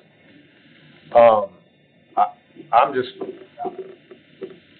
that's just real fast. I'm probably gonna be against this until, I don't want to put any taxpayer dollars toward a park until we have the funding that we were supposed to have for the park originally. But that's. I think that's what he's saying. That's what he's I'm saying. thinking on, if the county doesn't receive that 500 from the trust, then it's just dead issue. Yeah, and then we've got, That's we exactly got a what lot I'm of things we could do other than, this is one of these things that we just But I think, grows and I'm not trying to interrupt you, but I think that's what I just said, is that's why nobody wants to give us the 500,000, because we got people who are like, I don't want to spend any money. I don't care if the guy gave us $100 million. I'm fine to spend the $500,000 that we were given to do it. I would make a motion to spend the $500,000 right now. I don't want to spend 500,000, then another 500,000, then another 500,000. But legally, you can't send that 500,000 to get the grant. You can do that, but you walk away from the 625. Yeah, we do, and I'm all right with walking away with the 620. I don't really want to. I wish we could find a way not to do it. I've been trying to figure out a way not to do it, but I also don't want to throw good money after bad. Anyway, sorry, Mr. Hyde, you'd asked to speak earlier. Did you have another item? I think I skipped you. You called it. Okay, sorry. Mr. Klein. David, I'm seeing total invoices back when I did this spreadsheet of 192,000. There was two parts there. There was $100,000 that was originally appropriated to do a park study and other stuff. Right. 91 of that was paid out. Then there was a $500,000 from the wheel that was budgeted, 125 local money, and 625 for a grant. Out of the 125 local, and there's 125 with the grant, out of the 625, there's POs left for about 260,000, and we spent about half of it. So there's POs involved too, plus there's some timing. Yeah, well, I got all these from Beth, all these invoice numbers, so There's two parts, there's another 191 back there. yeah. So you've got more. And then as to the grant cannot be used on the house at all, as I'm understanding, isn't that right, Mr. Mann? The way it's currently written. The way it's currently written. Now, in general ops last week, we asked that the grant writer would look into other, Ms. Norfleet, into grants that would address the house. There's an issue with it, Dave, and that's the reason the grant wasn't included, in my understanding. If you include the house, it's gonna have to be available to the general public to go through it. Right. It's gotta be opened all the time. I have an employee, and that's the same issue we got down at the Douglas Park House right now. I'm gonna make a motion. I'm gonna make an amendment to the motion here. Did you wanna go? I was just gonna see if we got a vote or. Well, I'm gonna make an amendment to this, because I get your point, we're just gonna sit here and spend on it, and where there's no trust, and we're never gonna spend any money. I'll amend the motion just to this, that we will immediately initiate, that we will immediately appropriate funds taken through this will, or from this will, through, the trust. And as soon as they are in our coffers, we will immediately initiate work to, renovate the home. That's my motion. It's the simplest thing in the world. As soon as we get the money, we'll start work. I'll Motion and a second. Well, just point of clarification. When you say immediate, will we work from MTSU? Because I would like to. Yes, I'm not saying we just go out, we are free. I just meant going out the hammer the next day. We are free to do that in fact, I will go ahead because I have the ability to do that. I'm gonna just appoint that subcommittee, but to your point, let's not just appoint a subcommittee with nothing on it. My motion is just to take the money. As soon as we get the money, we will immediately, build plans to execute to renovate this home. That's my motion. In just a second. Go ahead. To clarify, it's an amendment to my motion, so is the 500 from capital? No, that's all. I mean, that's struck. If my motion would amend that $500,000. It's just, basically I'm saying. So your motion, we lose the 625? We might, yes. Now, it doesn't mean we necessarily have to lose it. I think there might be some ways that we can scrounge around and find it, because I'll be honest, I'm not totally convinced that there isn't a way that we can't figure this out, but these are two parallel things. There's no reason we can't go ahead and begin work on that house with the money that's been appropriated, or that's been handed to us through that will. And if the grant, if the state wants to take that grant away from us and say, well, we can't do that, then we'll go find another grant. I mean, I don't know, and if the county decides that they want to put money toward it through capital, we can decide that on a later date. Let's just fix the house and go from there. I like the motion, but I just want to be clear. If you do that, you're not losing the 625 per Mr. Klein. You're losing somewhere between 755 and 800. If his number or your number's right on the invoice. Because you've already spent that saying you were going to take that grant. So now that money you sunk into that. Sunk cost. Well, yeah, you're right. I mean, I'm just getting rid of the sunk cost. I'm good with that. I'm just saying that don't say we're losing the 625. We're really losing. That's the 625 plus. You're losing 800. How much the total amount? He says 131, he says 190. The 91 was sunk from an earlier 100. What David's looking at includes it. We have POs out for somewhere around 260, which we spent about 130 on, so you're 130 plus fund. You only put 125 plus 125. You only put 750, 760. You only put 125 local, so if you guys kill the grant, you're gonna have to come back and kind of straighten that up too. And figure out if you wanna kill it and stop all progress. Go ahead. It's fine. The design is not dead. The design is still the design. The acreage is still there. It just depends on how you want to fund it. Yeah, we can fund that at a later. I mean, that's a good point. We paid for a plan. And at that point, we paid for a plan. The plan's still there. In a letter to Mr. Sittler, Mr. Langford said there's one part, but in truth, there are two. There is the immediate .8 acres around the house. That's one entity. That's incorrect. Well, here's the thing. I'm just trying to move this along here. I have a motion. It has a second on it. The motion would, yes. I We're going to vote on if we want to amend yours. The amendment. And I'll be clear here, whether we're considering that are we losing the 725 possibly, or we're saying that the 130,000 extra is really, that's what we paid for a plan, and we still have a plan, which is a good point. I'm fine with it either way, just because it moves the ball forward. So, and I'm going to appoint this ad hoc committee regardless to oversee it, but at least we're moving something forward with it. So that's my motion for the amendment. It has a second. Any other discussion? So can you just state that motion one more time? The amendment is as follows, that we will again request the full sum as given to us in the Brown will from the trustees. And immediately upon receipt, we'll begin to execute renovations and by execute renovations, I don't mean we're immediately gonna go out on the hammer, but we will begin to execute, planning and renovations for the Brown House in accordance with the will. Does that include interest? I don't wanna fight over that. I mean, we can fight over the interest if we want to, but 7 years of interest on a half. probably gonna be about $30,000 to $40,000. And we can fight on it later, I just wanna get us moving. It doesn't include the interest. On yours, can you put when the county receives the money that we start drawing interest at the county? We'll restrict it in the general fund. That's fine, restrict yes, account, I'll but add that to it. generally, all interest goes to debt service unless specifically directed. Is the second good with that? All right. I think you need to put a cap on that, of what we're willing to spend to get the Brown House ready to go. You know, up to, if you're gonna say up to the 500, Up or, to the 500. because just saying that, you know, what if it comes back at $1.2 million? Well, we're spending up to 500. I understand, then we spend 500 on something that's still not done, we have to spend that 500, we have to spend it off that motion, and you still have a house that's not even completed. That's all I'm saying. Yeah, I know, I mean, and that's the risk. If you're gonna let it fall apart, you wanna let it fall apart without sinking the 500 in it, I guess is what I'm. If, you should, like, if you spit, we put that in writing. Once you set the funds, you go. Yes, And You're kind of stuck with Yes. the policy. You're stuck with, you gotta spend the 500, you gotta spend the 500. Yep. And if you're saying that's our drop dead point And at look, 500, in another commission or another, we can fix that in the future if it, you know, we can change that, but 500 is the initial cap.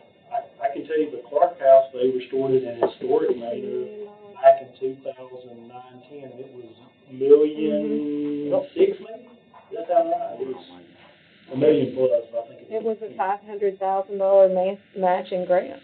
I think it was over $1 million when we got down to it. Right, but I know because we deal with that in tourism, that's why we're stuck with the employee for 20 years. I mean, I think your motion's great, Mr. Chairman, I'm just saying that I want us to be, I want to do it so we don't, that we all talk about not wasting money. I'd hate to throw 500,000 something, and it not get us anywhere to the house being, and now we're all sitting there again going. well, there's gonna be, there will be, well, look, I mean, we're gonna have a subcommittee over on this. I'm gonna appoint this, and we're gonna get an estimate, just like everything, just like we do anything else. There will be an estimate that will come back. There will be an estimate that will come back, and that estimate will say, you know, $420,000, or it'll say $1.4 million. And if it's $1.4 million, then what we're gonna have to do is go to the citizens and say, hey, do we wanna take $1 million out of capital and put it toward this, because we lost the grant?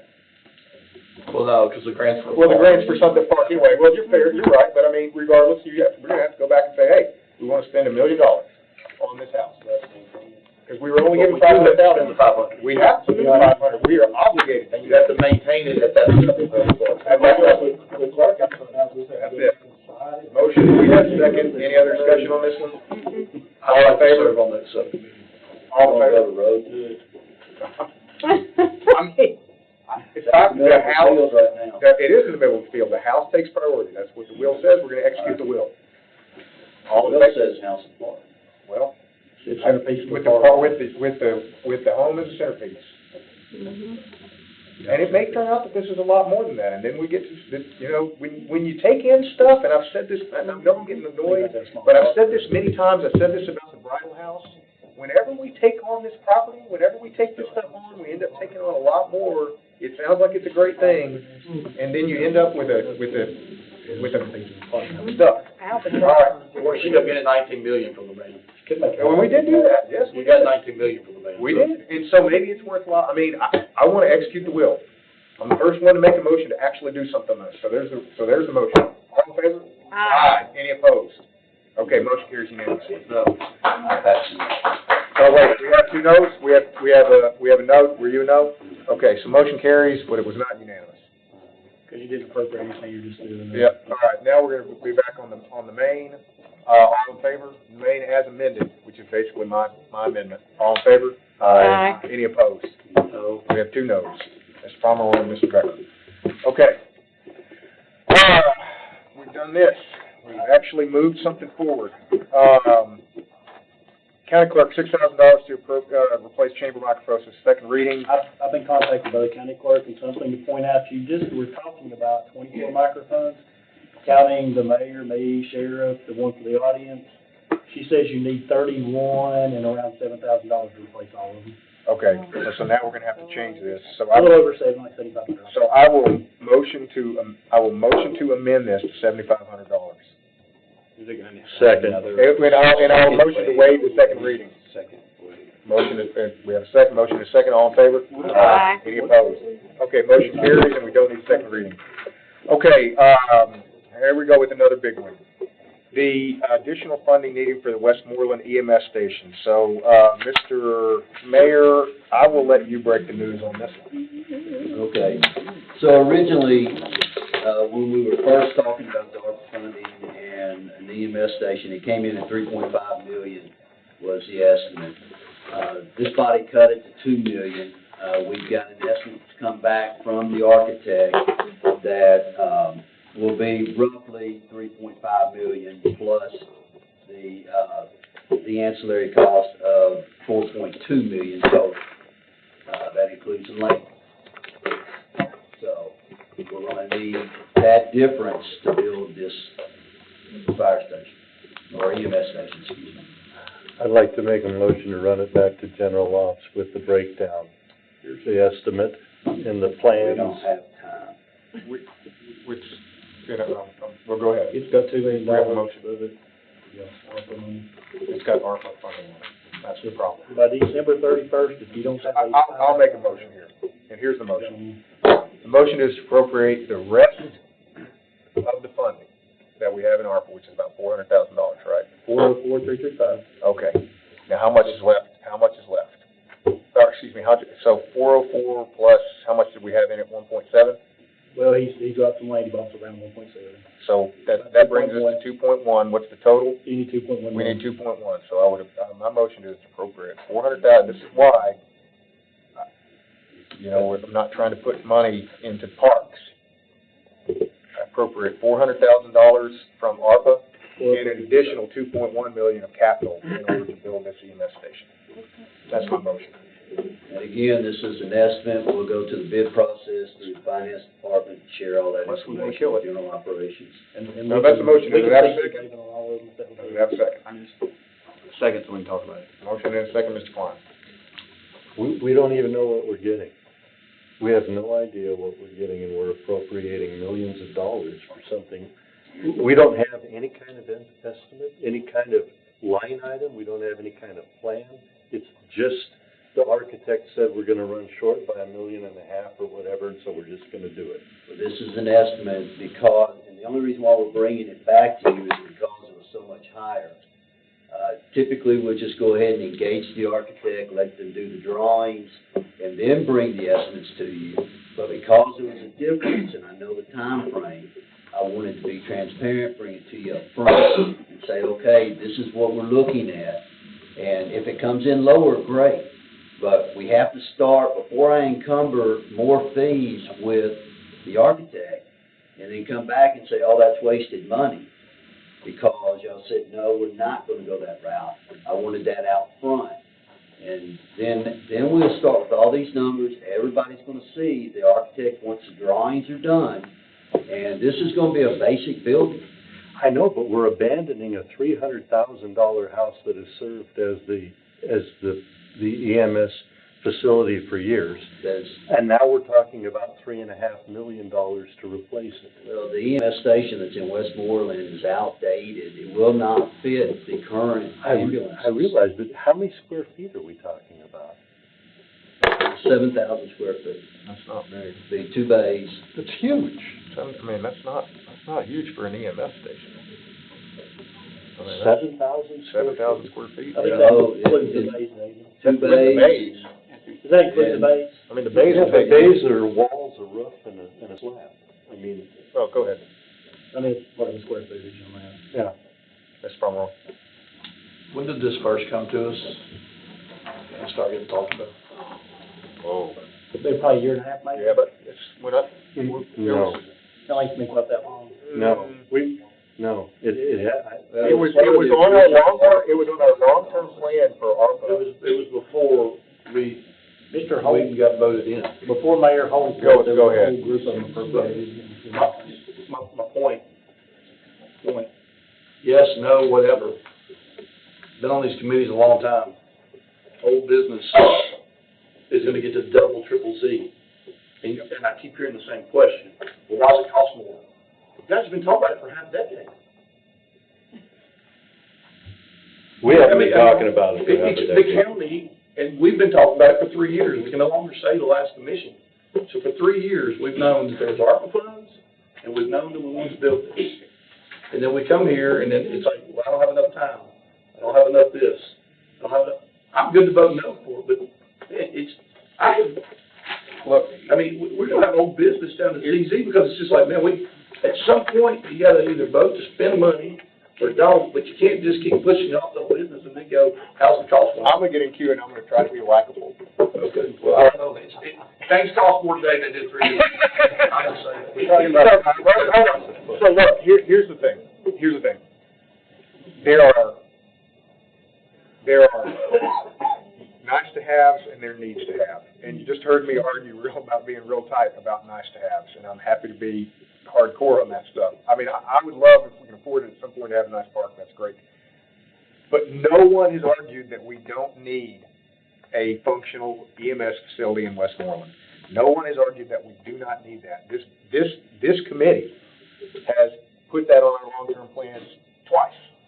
So, no one's saying we don't need it. Sometimes things, it comes back, sometimes the truth changes. And it's not that anybody was lying, it's not that there was anything malicious. Sometimes, just like combat, like you go out and you get a report and you thought the enemy was here and now they're over here. You thought this cost this and now it cost this, and that's just the truth. Unless we can come back and say for some reason that we can price an estimate on that, which is not the role of this body, we have to take the advice of this individual, and they've come back with an estimate. By the way, this is a third party. This person doesn't have any vested interest in making it higher or lower. It just is what it is. I need, just help me with some specifics. How many ambulances are we talking about in this facility? There's 2 bays, I think, right? 2 bays. How many bedrooms? 4 bedrooms. We're talking about $500 a square foot. This firm just built one for the same price. That's preposterous to me. It's the market. I mean, I don't make it up. I don't determine the market. These are the costs. Now, we're gonna bid it out. It may come lower. I hope it does. I'd love for it to come lower. But we're still, this is an estimate. This gives us something, a benchmark to start from, so that we can start the process. We can't start the process until we have an estimate to work from. And now we're gonna start the process of designing it, and then getting it up to par, and then bidding it out through the finance department. And we'll report on every step of the way. But we gotta start somewhere. Anything that you got an architect and engineer, you're gonna end up with this issue. If it's something else, we could bid it with the mayor, wouldn't be an issue, but we're required to use an architect and engineer on this. Well, I understand that. My question is what 7,000 square feet, I don't care what you say, that's a big piece of property. That's a big building. And in order to spend $500 a square foot for 7,000 square feet, I don't know how you can do that for 4 people. It's huge. It feels to me, if I saw just a basic floor plan, I could understand it. But we don't know what we're getting. We have no idea. Look, we're representing the people and their money. We owe it to them to understand what the heck we're going to build. That's all I'm saying. And I'm just saying, for $500 a square foot and 7,000 feet for 2 ambulances and 4 people, that's a lot. Mr. Hyde? I'm for a viable station. I'll tell you that, and I'll vote for it. However, I'm wondering why we're building 2 bays for Westmoreland. Are we going to have 2 ambulances there? And why are we building 4 bedrooms when you could have a room, bunk area for women and one for men. It looks to me like we've overshot, and let me tell you, from having done a lot of school projects, architects have a vested interest because it's on a percentage basis. If they're charging 8%, then they're getting more. If they can build a bigger building, they're going to get more money. So there is a vested interest. Absolutely. Mr. Becker? No. Mr. Palmer? That was me. Oh, Who sorry. came up with the scope is all of it, like of the project? Is that something that your office worked with Westmoreland EMS, or how did that? With EMS and the architect in our office. Because I think that's what my understanding of the preface of your question was, is where did the 7,000 square feet come from? Where did the 2 bays come from? And I think that's where the tension is. I'll get Mr. Palmer, and then we'll I'll motion to suspend the rules. I feel like we have to do a little bit of research. I know that we've had a lot of tornadoes, replacement calls, all this, but the average commercial building in Middle Tennessee, per square footage building costs right now, you put this in Google, is $870 a square foot. I know that sounds preposterous. You put it in Google, the average home right now in Sumner County, average home, is $334 a square foot. I get it. I think $700 a square foot sounds preposterous to me. But that if it's not the government, the average person, if they buy that piece of land right now and go build a 20,000 square foot commercial building, ranging between $680 and $960 with an average of $840 per square foot commercial building cost. That's just where we're at. Well, we can all complain what we got there with economics, but I had a porch bid at my house, a porch that didn't have walls. It's 26 by 26, the guy told me $140,000. Just somebody could cover a roof. They have walls, man. That's $200-something a square foot, and there's no walls. It's just where we're at in building costs. And I'm not saying that to argue anything, but I'm just saying that that's not getting cheaper right now. Obviously, we have some problems and costs in this country, but that's not political, that's just facts. So it's not going to be cheaper. I don't think it'll be cheaper than $870. Are we ready to vote on this, or do we want to motion to suspend the rules and ask any questions, Mr. Foss, about the scope of it? Would you like to do that, Mr. Ryan? I don't know that he might explain why they're 2 bays, but I don't think it's necessary because we know that there's one ambulance there, unless he can tell us that there are more than one vehicle. Motion to suspend the rules. Second. All in favor? Aye. Mr. Foss, can you please just tell us why that? Yeah, absolutely. So, we're looking at long-term construction and the growth in the Westmoreland area. When we started this project, it was actually going into Long Hollow, and it was built in with some COVID PPE storage as well. So right now, we're going to use that base space for our PPE storage that we don't have room for at our headquarters, and extra ambulance storage. The 4 bedrooms is for future use. So we wouldn't have to completely build those out, but we need to put that in this building, on the initial footprint of it, for, what's to come in the future. And I think, in the next 10 years, we're going to be looking at putting another ambulance in there, and this station's definitely going to service through that now. Go ahead. If we look at what's in Hendersonville, we have 3 ambulances in Hendersonville for 67,000 people. Kind of 4, yeah. Westmoreland, we'll need a new building by the time Westmoreland reaches the population level. And, I understand where you're coming from, build it out, build things out that you need in the future. But I really do believe on this project that and you said that it's for the future. It is for the future. So one thing with Westmoreland being so far up north is when that ambulance leaves, they're traveling a lot further to a hospital. They're staying out of service for a lot longer. So in Hendersonville, we're returning a call in 20 minutes. When that ambulance in Westmoreland gets a call, they're an hour and a half out. So then you got an ambulance coming from Castagnette Springs or Oak Grove. Those are rural areas as well. So whenever we deplete that whole area, we need more ambulances. We will need more ambulances up in that area. It will not just serve the Westmoreland area, but it'll also serve Castagon Springs and Oak Grove. The way that we move our ambulances around with the system status management. This scares me a little bit more, now, because I'm hearing that, and I think you do a good job, I'm not criticizing you, but, we then have to think about building 2 bays at Castagon and 2 ambulances there, or two We're bays? really good. It would kind of be a hub for that area because we have the airport road station that serves out towards Castagon Springs as well. And then Portland comes towards Oak Grove as we move people around. So I'm saying it would kind of be the northeast hub to serve that area where we're not depleting resources as much with just one ambulance going out. Does that make sense? I would definitely vote for this station, and I think it's needed, and I think Westmoreland often does not get what some of the rest of us get, so I would vote for it.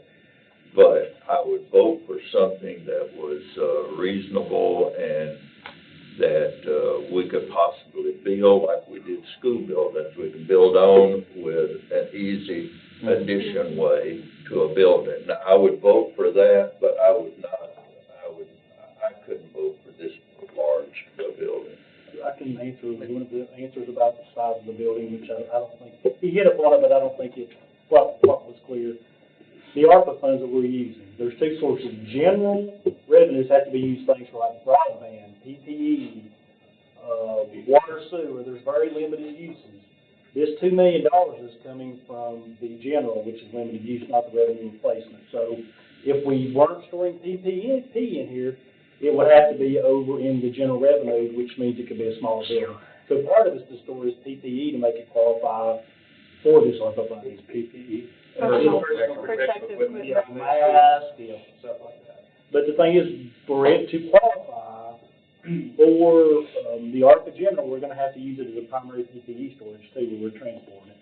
If not, then the $2 million can't be used by this, and we've got $2 million in general.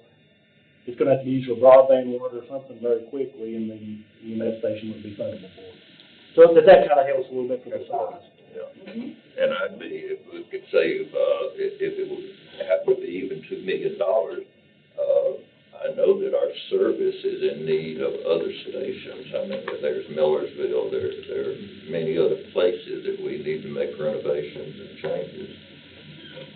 That's my feeling. Any other discussion on this one, Ms. Dunn?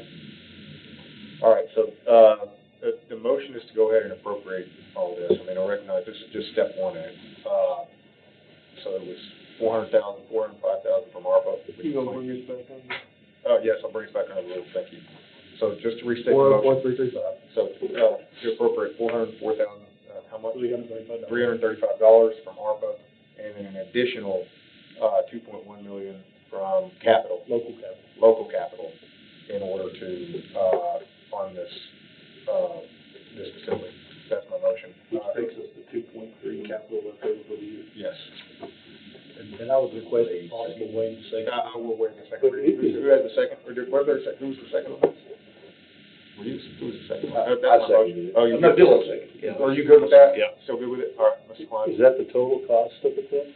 That's that's the estimate. It's 2.5? The total cost is 4.1, or 4 point. I'm waiting for Mason to do it. It's Yeah, right here. 4.2. It's right here. So the total cost is 4.2, the total cost to us is 2.1. Because the rest is coming out of our, so we're getting a $4.5 million building for $2 million.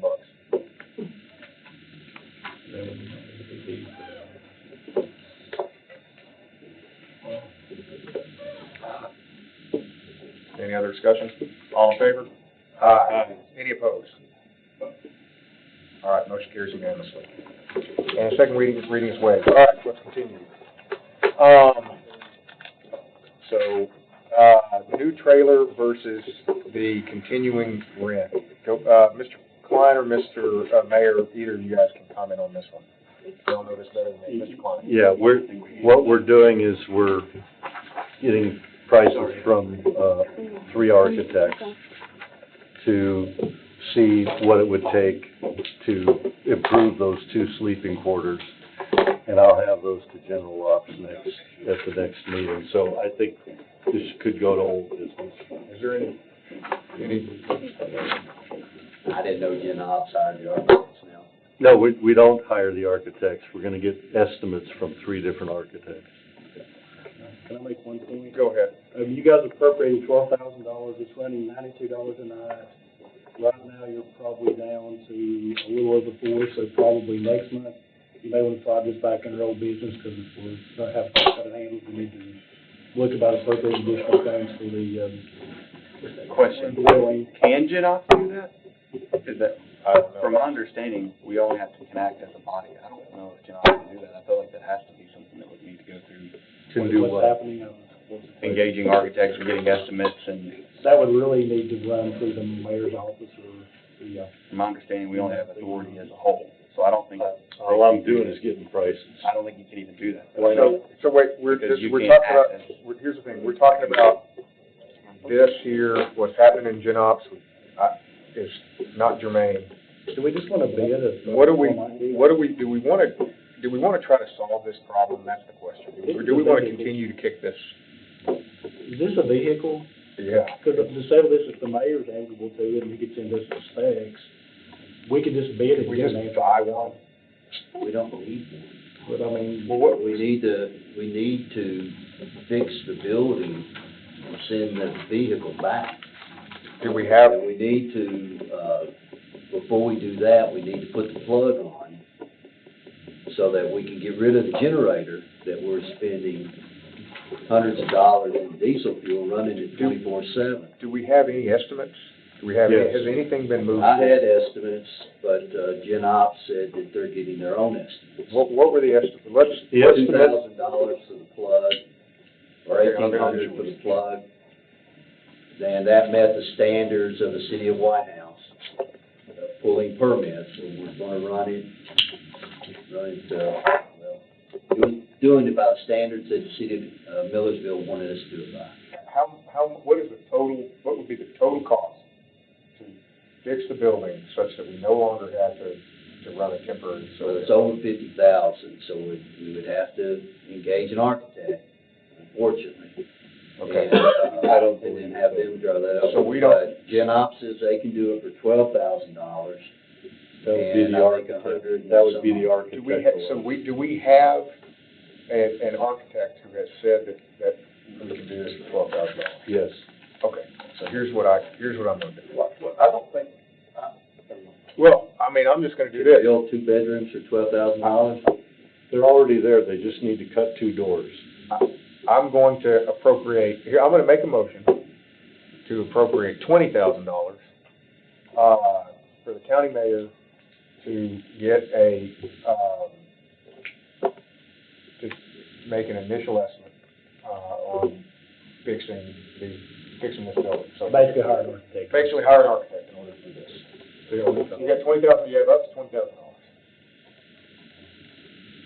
I mean, let's try to do something, right? I mean, or we can just sit here and keep bleeding. I I mean, mean, that's get what an architect and go. I wanna solve a problem. That's right. I mean, We'll get on it for them. Do you want us to bid it too, or just get plans, or what would we? Are you gonna give me 20 for an architect and get us to go and bid it through finance with the architect? Yes. And right, I mean, or we can sit here and spend, we're gonna end up spending $20,000 in the next 3 or 4 months anyway, because we're just gonna keep this client. I don't believe it'll cost over $50,000. So we can get an architect, we can pay him by fee, and then we can bid it out according to the plans and specifications, and get it done. Then you have up to $20,000 But I don't think we can. To do the architect. to do the architect. Is it gonna modify electrical, structural, or So anything? my motion is to appropriate up to So we just take $20,000. that 2 doors, I'm assuming structural. No, Mr. Settlers. Oh, go ahead. Yeah, I'd like to make a comment here, and this is the beast we created to run this county, but regardless of how you get here, it's gotta come through the mayor.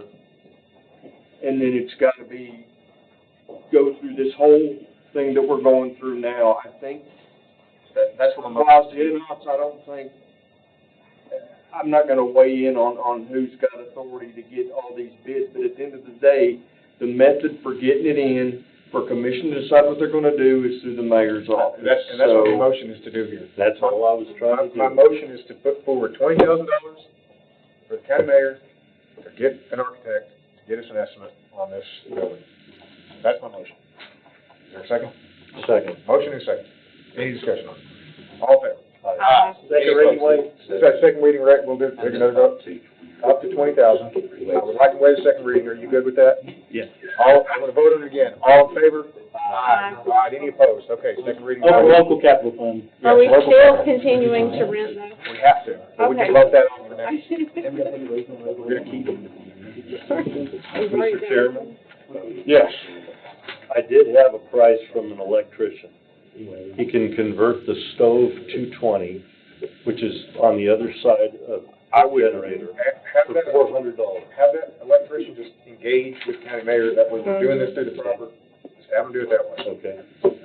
Okay, we talked about the reassignment, we already took care of that.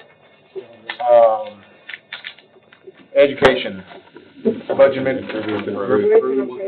One, two, three were the second reading. Oh, yeah, that's right. So we have a motion to group and approve, we have a second. I think this, all in favor? Aye. Aye. Any opposed? All right, motion carries. Okay, we're on to, wait, did you do 2, 3, or 2, 3, 4? That was. 1, 2, 3. That was needed 4 through. So now 4 through 5. Okay, go ahead. Clarify, what we just did was on the top of the page. Yes. Yeah. 1, 2, and 3. Right. Okay. So one, All right, so now we're on new business. so you, item 1, 2, and 3, not budget amendment 2 and 3. That's what got me. It is their second Got it. reading, so you're fine. Mhm. Okay, Right. new business. Pending approval, education committee, items, 1 through 12. Motion to group and approve 1 through 11 Mhm. and waive the second reading. All right. We have a Second. motion and a second. Is there any new funding, are any new funds? This is I sent out an email earlier today with a summary of that Dr. Langford provided on all the amendments. I'm not certain everyone had a chance to read through that, but, and I wasn't I was out of town. Ms. Bergdorf, were you at the education meeting? Yes, we grouped and approved. Approved and approved as well, so it was unanimously approved in education, and so that's recommended as well. Any other discussion on these? All in favor? Aye. Any opposed? Okay, Motion to carries. approve 12. Second. Any discussion on it? Will it need a, No. it won't need a second? Oh, yeah, because it's just a list. All in favor? Aye. Any opposed? Okay, motion carries. Okay, these are new appropriations for the election commission, $5,475 from general fund unassigned balance for comms and data processing services. Motion. We have a motion, we have a second. I'll second it. Motion and a second. Any discussion on this one, Mr. Long? They're not currently over, but they say they're gonna go over the budget. So are we asking are they asking to appropriate funds Before they get over. before they, I think we just, If they're gonna be over, but their concern is if they go over during the month, I don't, they can get a PO, or, they won't get a PO, they're over. are they, Transfer, I think they. how close are they on budget right now? They could transfer between line items if need be. I mean, this is not a huge thing, one way or the other. This doesn't affect any maintenance of effort or anything like that, correct? I mean, I'm good with it. All right, we have a motion and a second. All in favor? Aye. Any opposed? Did you guys? All right. Mhm. What's that? First reading only. All right, we'll take that other vote. Motion is second's good with it. All in favor? Aye. Any opposed? Okay, motion carries unanimously. This is, the 24,000 is a little bit different here. Is there a motion here? I guess I'll motion. Motion to approve. I'll second it just for purpose of discussion. Mr. Lon, can you give us a little bit of background on this? Which one do we talk? This is, 1B. B1B. That's just during the budget process, there were several items for, the new location, not early voting, but what's it called, preferential voting? Convenient voting. Convenient voting centers, and some of those lines of request that she's referencing. Currently, she's not over, but they're concerned, same thing, they're gonna go over. So what is the legal notices, this 15? That's to actually mail out for ballots, it's not. If there's, like, everybody's, when they're saying the legal notices, if somebody may say, they're thinking it's the attorney's fees from the city. The attorney's fees won't be paid unless it's awarded by the court. And if I get them, I'm gonna send them to legal and we can So verify my. these haven't been, This is much like when we do the tax sales, we've got to do a public notice. It's those kind of Mailing notices. and advertising. Not for long, okay. Couple lawsuits. That's like I said, no, that was mentioned earlier. Mr. Lyon, Should this not have been handled in the budget? She's saying she's going to be over, and it was discussed in the budget. What was removed was the request for the convenient vote centers and certain line items that were moved. If you go back to the actual tape. And it was, and I'm sure Mr. Shope remembers too. She's saying she asked, and then we removed it, now she's saying. Well, how did you remove them for convenient voting? and the reason we did that is we compared year over year, and then we gave a trend up, and it didn't, and it was out of whack. So There's specifically no timeline for that too. I'm of the opinion that if she has the funds currently and can handle it by transfers, that we do not take action on this one yet. You throw it under old business? We can throw it under, I'd like to throw this under old business unless there's a motion to approve. I agree. I mean, there was a motion to approve on there, but, so we might need to vote on it, unless you want to remove it. I don't know if I had you seconded me, didn't you? Yeah, I did. I'm gonna remove the second, and I'd like to just put this to old business. You can leave it on there, and yeah, but I mean, we can just leave it to old business. Okay. We can just leave it to old business. We vote no, but just, I mean, if we vote no, that just means if she runs out, she just has to submit it again, right? Yeah, I mean, it doesn't really matter. I mean, that's fine, we can vote no. I mean, I prefer to vote. all right, well, then I'll put my second on there. I won't remove my first, you can remove your No, second. I'm putting my second. You're voting to approve it. No, Your I just- motion is to approve it, sorry. No, my motion was just so we could discuss, it wasn't to approve it, I'm now gonna vote on what I'm gonna do. I'm gonna make a motion to deny this. Second. Motion and second. All in favor? Aye. Any opposed? Okay.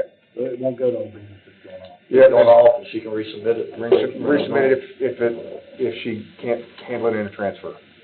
Okay, Sheriff's Office. This is for animal control donation received, that's, motion to approve.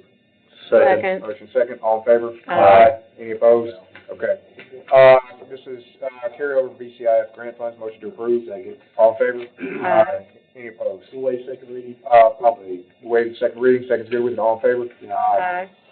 THSO grant, we don't need to waive the second reading for grant, correct? Generally we do, because it's only said. All right, then I will make a motion to approve with waiver of the second reading.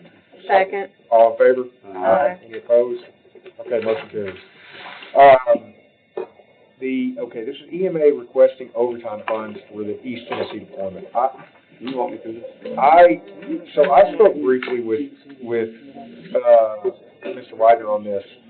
I just want to, and I've since spoken with, Mr. Long, I just want to know what this is. I want to know what the specific activities were. I'm not necessarily against it. I just want to know is Mr. Widener here? I just want to know what we were doing out there. That's all. So I think. He had dogs. We were providing training in the command center, some of their staff. Are we still out there? No, we're back now. And they- We've delivered, different, equipment needs, and we've had to drive out there, drive back. But there is, according to this email, there is a chance that he gets reimbursed from that. Yeah, I was gonna say, he From gets FEMA. reimbursed for that. Right, but he needs to pay it now, and he'll get reimbursed. So how would that work? If he gets reimbursed, then what happens? We would put in a revenue and appropriation if we're gonna pay it, but if it doesn't get reimbursed, then you have a revenue shortfall and it comes out of fund balance. So would it plug that hole? I guess the question is, does it come back to general fund balance or does it go into? It would come back to cover this if it gets it, but it'd probably be only percentage, because I don't think it'd be 100%. Usually not. What's And I could be wrong. What's the total? He doesn't know, he hasn't told me anything, he says it's for. I need to know, I mean, Carla and Matt Bronner, so I think what I would do is put that in old business. I need to know what the total. Because we I can need to have know what the total is. balances until, whenever. I just need to know what it is. All right, we're going to old business. We just need to know what the total is and what the nature of the work was. It's under $10,000. So. Do we have We can appropriate up to 10,000, you'll have the calculations. I'll make a motion for up to 10,000. He'll provide the calculations for finance. All You'll have those by Monday. I'll second up to 10,000. And I believe, just for reference, David, correct me, but I believe most time this stuff is reimbursed at roughly 75%. So if it's $10,000, it'll be $2,500. It costs us $2,500. I will second up to $10,000. But we need to To know. be fair to Ken, he said you may get reimbursed if we're short on it, on him. Sure. Make sure you know that's clear, he doesn't know. Thank you, Kevin, for that. All right. Do we have any discussion on this? All in favor? Aye. Any opposed? Okay, motion carries. I have just one more thing. I just call him and see who he's seeking the reimbursement from. Sometimes we get it from the county we go to, sometimes we get it from the Federal, themselves. I don't know who he's asking for that, so you might want to call him and ask him. I'll talk to him tomorrow. It's a good idea. I'll call him tomorrow. I would think FEMA. Yeah, or it could be either. Could be both. Yeah, sometimes that's what. All right. Finance Department, $14,000 from the Portland Committed Fund Balance for a grant match. Mr. Long, could you give us a little bit on that one? Several years ago, out of the hospital funds, they took $250,000 for Portland grant matches as long as amounts were available. They have $115,720 currently remaining in that amount the county set aside, and they're making a request to use part of this grant, and it is attached. So moved. Second. All right. All in favor? Aye. Any opposed? Can you ask you to waive the second reading? Wait, second reading. All in favor? Aye. Any opposed? All right. Opioid Abatement Committee, Go suspend the rules and let Dustin tell you what's going on this. yeah, motion to suspend the rules. Second. All in favor? Aye. All right. Go ahead. The partnership grant is for $500,000. $500,000 is actually going to be split up from multiple agencies. So if you were to look on page 290, High Point Health will receive $153,000, Volunteer Behavioral Health $61,000, Sumner Prevention Coalition $93,000, EMS $3,200, and then Risk Management $2,000, and Patient Services is $241,649. This would allow anybody that is being admitted into the hospital to receive care, whether they decide to go into a private counseling area or go and seek a bed space at the Buffalo Valley that would be paid for. This is not taxpayer dollars, this is settlement payments throughout from the states. Yep. And so we will be using these funds coming up in November, December to apply for state funding that would allow for an additional $500,000 to the county to continue this program for another 2 to 3 years. We also have a representative here from High Point Health that can address some questions. I've got some questions on. Yes. So I just want to know what the patient journey is going to be and what the navigator, like, because I've seen some of these programs and they radically vary in effectiveness. So I'm just would like to be walked through what's being physically done here for a patient, and maybe get an idea of how many patients we estimate are going to be touched by the program. Great question. So 51% of all EMS runs through the High Point Health. Out of those 51%, we're looking at roughly 400 patients or 200 per year, because we did a 2-year study that would actually be treated for this. So if you are a patient and you are in an ambulance and you're taken to High Point Health, you would go into the emergency room. At that point in time, you would have a navigator that would come to you, sedate your side, because most people who have overdosed are more willing to listen to somebody to seek. So they're going to be right there at the point. They're going to be right there. They're having a nurse navigator. So okay, after that happens, what is the navigator, what is that person doing with the patient? So at that point in time, the navigator is going to open up the doors to them. You have these options. You can seek help either at Volunteer Behavioral Health, Buffalo Valley, or one of the other many facilities in the area. If that person does not have the availability to pay for the funds or to pay for recovery, or should that facility not have any additional funds, because some of them have been awarded state funding to be able to give them assistance, then we would be using our funds to cover their. So we're going to actually physically help these guys with that funds. Okay, that's good. Do we have a percentage, like if this were like a nonprofit kind of thing, like do we have a percentage of what the total funds estimated that are actually going to go toward patients versus like operations versus overhead? So if you're looking strictly at operations would be High Point Health, that's $153,000. The $61,000 for volunteer behavioral health, that is for scholarships and for being embedded into their program. Okay. Sumner Prevention Coalition's $39,000, that's a box of hope. That means that if you are in the emergency room, or if you're in an area that is having a high concentration of overdoses, you will receive a box that has naloxone in it, as well as a list of services. Got it. You can get it. Sumner Emergency Medical Services is $3,200, that is for the OD map. So anytime there is a 911 call, it will flash up, not at the residence. It will give you an area such as a zip code to be associated with it. So that way we can see how many calls are going out in case there is a mass overdose. So the only overhead really on this, and I don't mean this to know, because you're clearly doing a good job, the only overhead here is you. The only overhead at this point in time would be either myself, because I paid from different pot of money, would be High Point Health for the $153,150.86. That's for the navigator. Yeah, but I mean, the navigator is physically, so I don't consider that overhead. I mean, their job is to physically, I don't think that's overhead. Just to be accurate with the numbers, we're still actively involved in litigation. And that is the one thing that you're not allowed to use your opioid money for, is the recovery of attorney's fees and costs to get your money.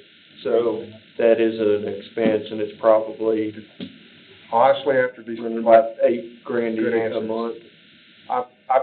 Thank you. Any other questions?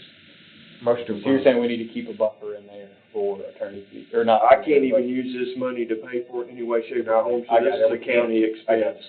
$100,000 a year. Yeah, so he's not even counting on that. That's right. I remember that now. All right. Thank you, sir. Any other questions? Thank you, sir. I motion to approve. Oh, go ahead. Quick Motion and second, go ahead. So this is basically, this money is for 2 years? 2 years. So the $500,000 for 2 years, and I guess it's possible that after 2 years, the county has to start paying? Well, or it goes away, but these opioid abatement runs, so you're gonna run for like 10 more years. The feedback that we got in the OAC was that that point, High Point Health is gonna go to their powers that be, however you wanna word that, and so here's the statistics that we have, here's how effective this is, and hoping that they would pick it up. But the opioid abatement funds are also running for.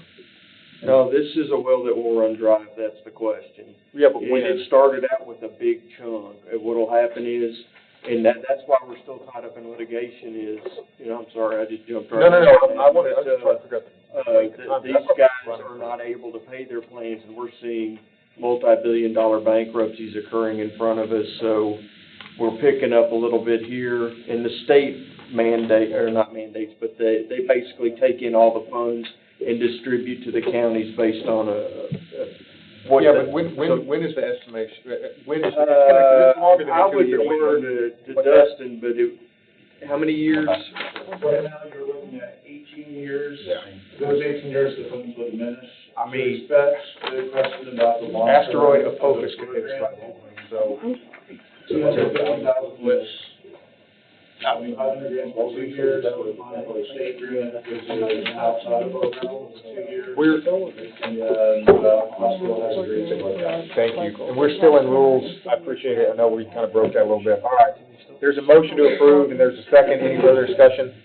All in favor? Aye. Any opposed? Okay. What about, Wait a second, and I'm good with it. All right. I'm good with it. Second's good with it. All in favor? Aye. Any opposed? does that include out on B also, A and B? This is B5. We're not on C yet. So this is grant application and scoring guide. AED, this is A, B, and actually there's A, B, and C, because there was a scope for the band. So, Motion to group approve A, B, C. okay, motion and a second. Any discussion on this? All in favor? Aye. Any opposed? Okay, motion carries unanimously. Okay, carryovers, 350 and 353. Mr. Long? Yeah, go ahead. At the end of each year, you have many carryovers through purchase orders. Those purchase orders end up being expenditures the next year, but budgetary expenditures that you're required to pay. So our system automatically carries them over when we close in August, and we have the county commission to approve them in September, even though we're required to pay those and ultimately back out and show the different comparison. But, to note the top two things, if you look at the first one, it has an account that ends in 34110, that means things that, it has a C beside it, that means things that are paid by local funding. If you go down and you see some gray areas, what we carried over to the system, we left exactly as is, except for the gray areas. We amended the budget for items, we're asking you to amend the budget for items that are ultimately going to be funded by grants, or grant revenues. Motion approved. Second. Any discussion on this? I'm fine with it. All in favor? Aye. Any opposed? Okay, motion carries. That is item 2. Can you wait a second on that, please? Yes. Yes. Motion and second. All in favor? Aye. Okay, multi-year copier lease, how much is this? It is, I think, $60, 60 or 9 times fee per month, and it's a 60 month. So. Motion approved, waive. Second. All in favor? Aye. Any opposed? Okay. What's the multi-year grant service? What is this? It's for GNRC, for assistance with writing some of the grants, and for Ms. Norfleet, and with some of the other administration. We've had a contract for several years, but it is a multi-year contract. We can get out for 30 days. We got out of these. Well, we've got contracts, you get out for 30 days, but if at the end of the year, then it's gonna overlap the budget. What's the price? It is, Oh, I'll $6,000. try to get back to you. $399, project fee and budget assumption, Motion $6,000. approved, waive. Second. What are we, I may be okay with, what are we getting out of this? You are not asking for a new appropriation just to move a multi-year contract. It was, if you read the contract, my understanding would help with writing and finding grants. Where's that, we have somebody who's writing. Ms. Norfleet works with them because they've got a writer, I guess. Oh, so they're Well, this is a company. They're providing an assist? Right. And then you've also got to look, we also hired a company that helps us with things like the ARPA. So we don't have a lot of staff, so we have I know. some of these things. That's one of the reasons I requested the original ARPA outsourcing. All right. So is this $6,000 a year? Mm-mm. I think it's the whole time, on an as-needed basis. Sure. September 1 through December 31, 26, 24 through 26. And it's on an as-needed basis, and it can be canceled with a 30-day notice, but if you think you're at the end of the budget cycle for 30 days, it's not possible It's not. to cancel it. Is this per project? No, it's in total. Will invoice the client 50% at project kickoff and 50% at project closeout. It's based on whatever project. But it's up to, it's not going to exceed 6,000, correct? That's my understanding. Per project. No, 6,000 Just for total. those 2 years. Total. Okay. I'm all right with that. The client project company, Good question. 10 projects, NRC will actually 60,000. apply for 50% of project kickoff, 50% of closeout. Okay. All right. It says the project is called Sumner County Grant Assist Task Order 1. All right. Any other questions? All in favor? Aye. Any opposed? All right, motion carries unanimously. Request to apply for a TCI grant, RTA membership dues. And the only reason I bring this up is there's money budgeted in the county commission's budget. The county budget committee specifically and the county commission cut RTA. That was for the donation, there's actually a dues portion. So the mayor emailed us asking us if this should or shouldn't be approved. And since it's still budgeted in there as dues, it's not 100% clear. So my two comments are, number one, we need to find out, and number two, we probably need a process to keep the mayor's office from being in the middle of the county commission dues, because it's kind of putting them in the middle determining what you guys want. It was on the donation, but not for the dues. It was never removed. I thought You removed the donation, but not the dues, that's what I was saying. That's why the mayor's office asked us. When was Mr. Mayor, what's the benefit of this? Well, this is just the membership dues to the RTA. If you want to pay them. What do we get out of it? They're running the program another year, regardless of us paying the fees or not. So, we're still getting the service of the public transit bus coming up here. All right. I think, what was it, like How- 30,000? Yeah. 40,000 that we cut out. Yeah. Speaking of cut one. Yeah. And they're still running. how much total of the dues? $6,124. And I remember we had a big discussion about this, how much it was being used and like, Right, it the was. ridership. Yeah, it was not much. It was If we're not really getting anything from it, I remember us going into it and it was, we weren't really getting. motion to deny. All right. All in favor? Aye. All right, so we're not doing that. Request to apply for a TCI grant. Motion. Second. Actually, I want to look at something real quick. Mr. Long, can you speak on this one? I don't know that we spoke about this one, and I apologize if I missed it. It is a training grant, and I believe Training equipment. Okay, I think all right, it's 2016. that's fine. To apply And it's, for it. all right, all in favor? Aye. Any opposed? All right, motion carries. These are requests to use funding for the window replacement instead of carpet. We heard that earlier. Motion to approve. Second. All in favor? Aye. Any opposed? Motion to, the LTC grant, a motion to approve. Second. All in favor? Oh, go ahead. Remind me again with LGC. I just finished reading it. It's an accessibility, it's for libraries, transforming communities, and she wants the money, if there's no matching, she wants to replace her entry doors so that they're handicap accessible, and she wants to work with her municipality and to advertise to senior citizens and rehab centers. And the grant is community engagement and accessibility resources to small and rural libraries to help them better serve people with disabilities.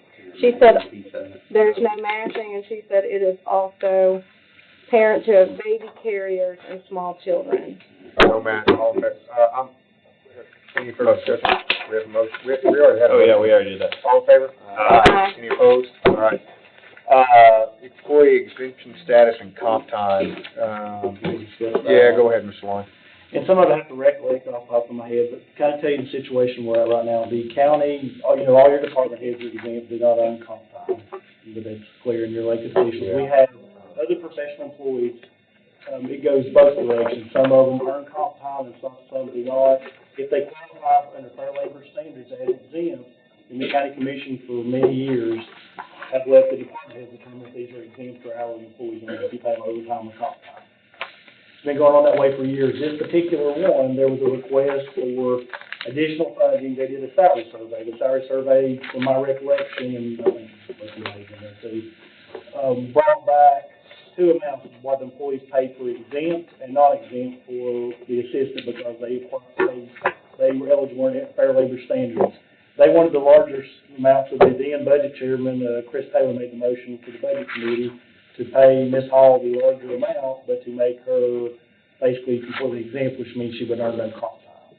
If you read through the letter, she was paid for comp time, she already had accrued in 18 or 19 for 210 hours, which is about $6,000.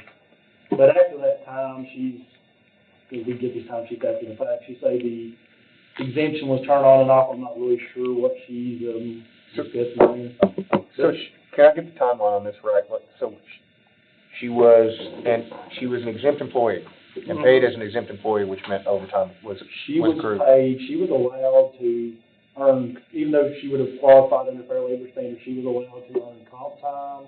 Right. And if she had excessive comp time, they were paying her overtime. And then she was changed to a non-exempt. She requested a raise. They did a salary study. It came back. They showed the amount what her salary should be. They weren't happy with it, so we went back and I think they talked to the salary survey consultant, and she pointed out that if you are an exempt versus a non-exempt employee, that she should be earning less if we were paying her overtime and comp time. She took the larger amount.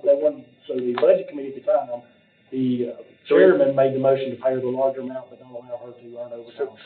So she's now non-exempt. She's now an exempt employee. She's now been treated. Has that changed?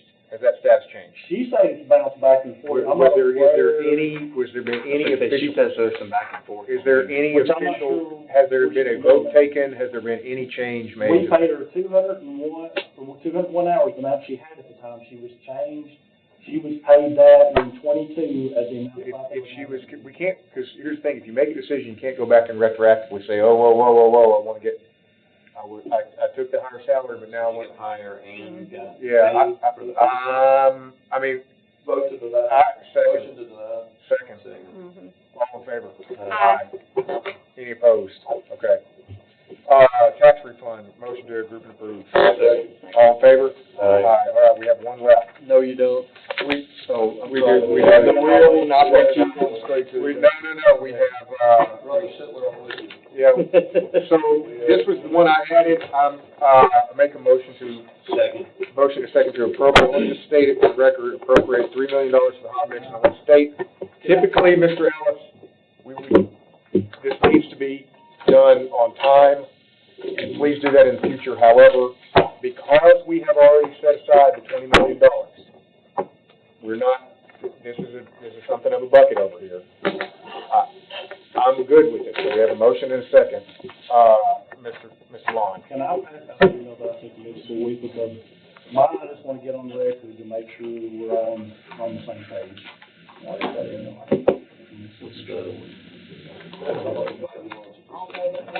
It won't. When was it supposed to send this? We just need a so that we can get everybody here and with in time for notice. It wasn't on, it just didn't hit notice standards, that's the problem. And it's way over, but because it's in that 20 million, it's a little. It's appropriate, do we need to wait? Yes, we would. I'm good with that. What are we doing? There's two things, let me just give you the gist. There's a 5-year average on the highway department. County Technical Assistance is the one that's responsible for doing the 5-year average. They say that they're not going to count the capital projects money towards your 5-year average.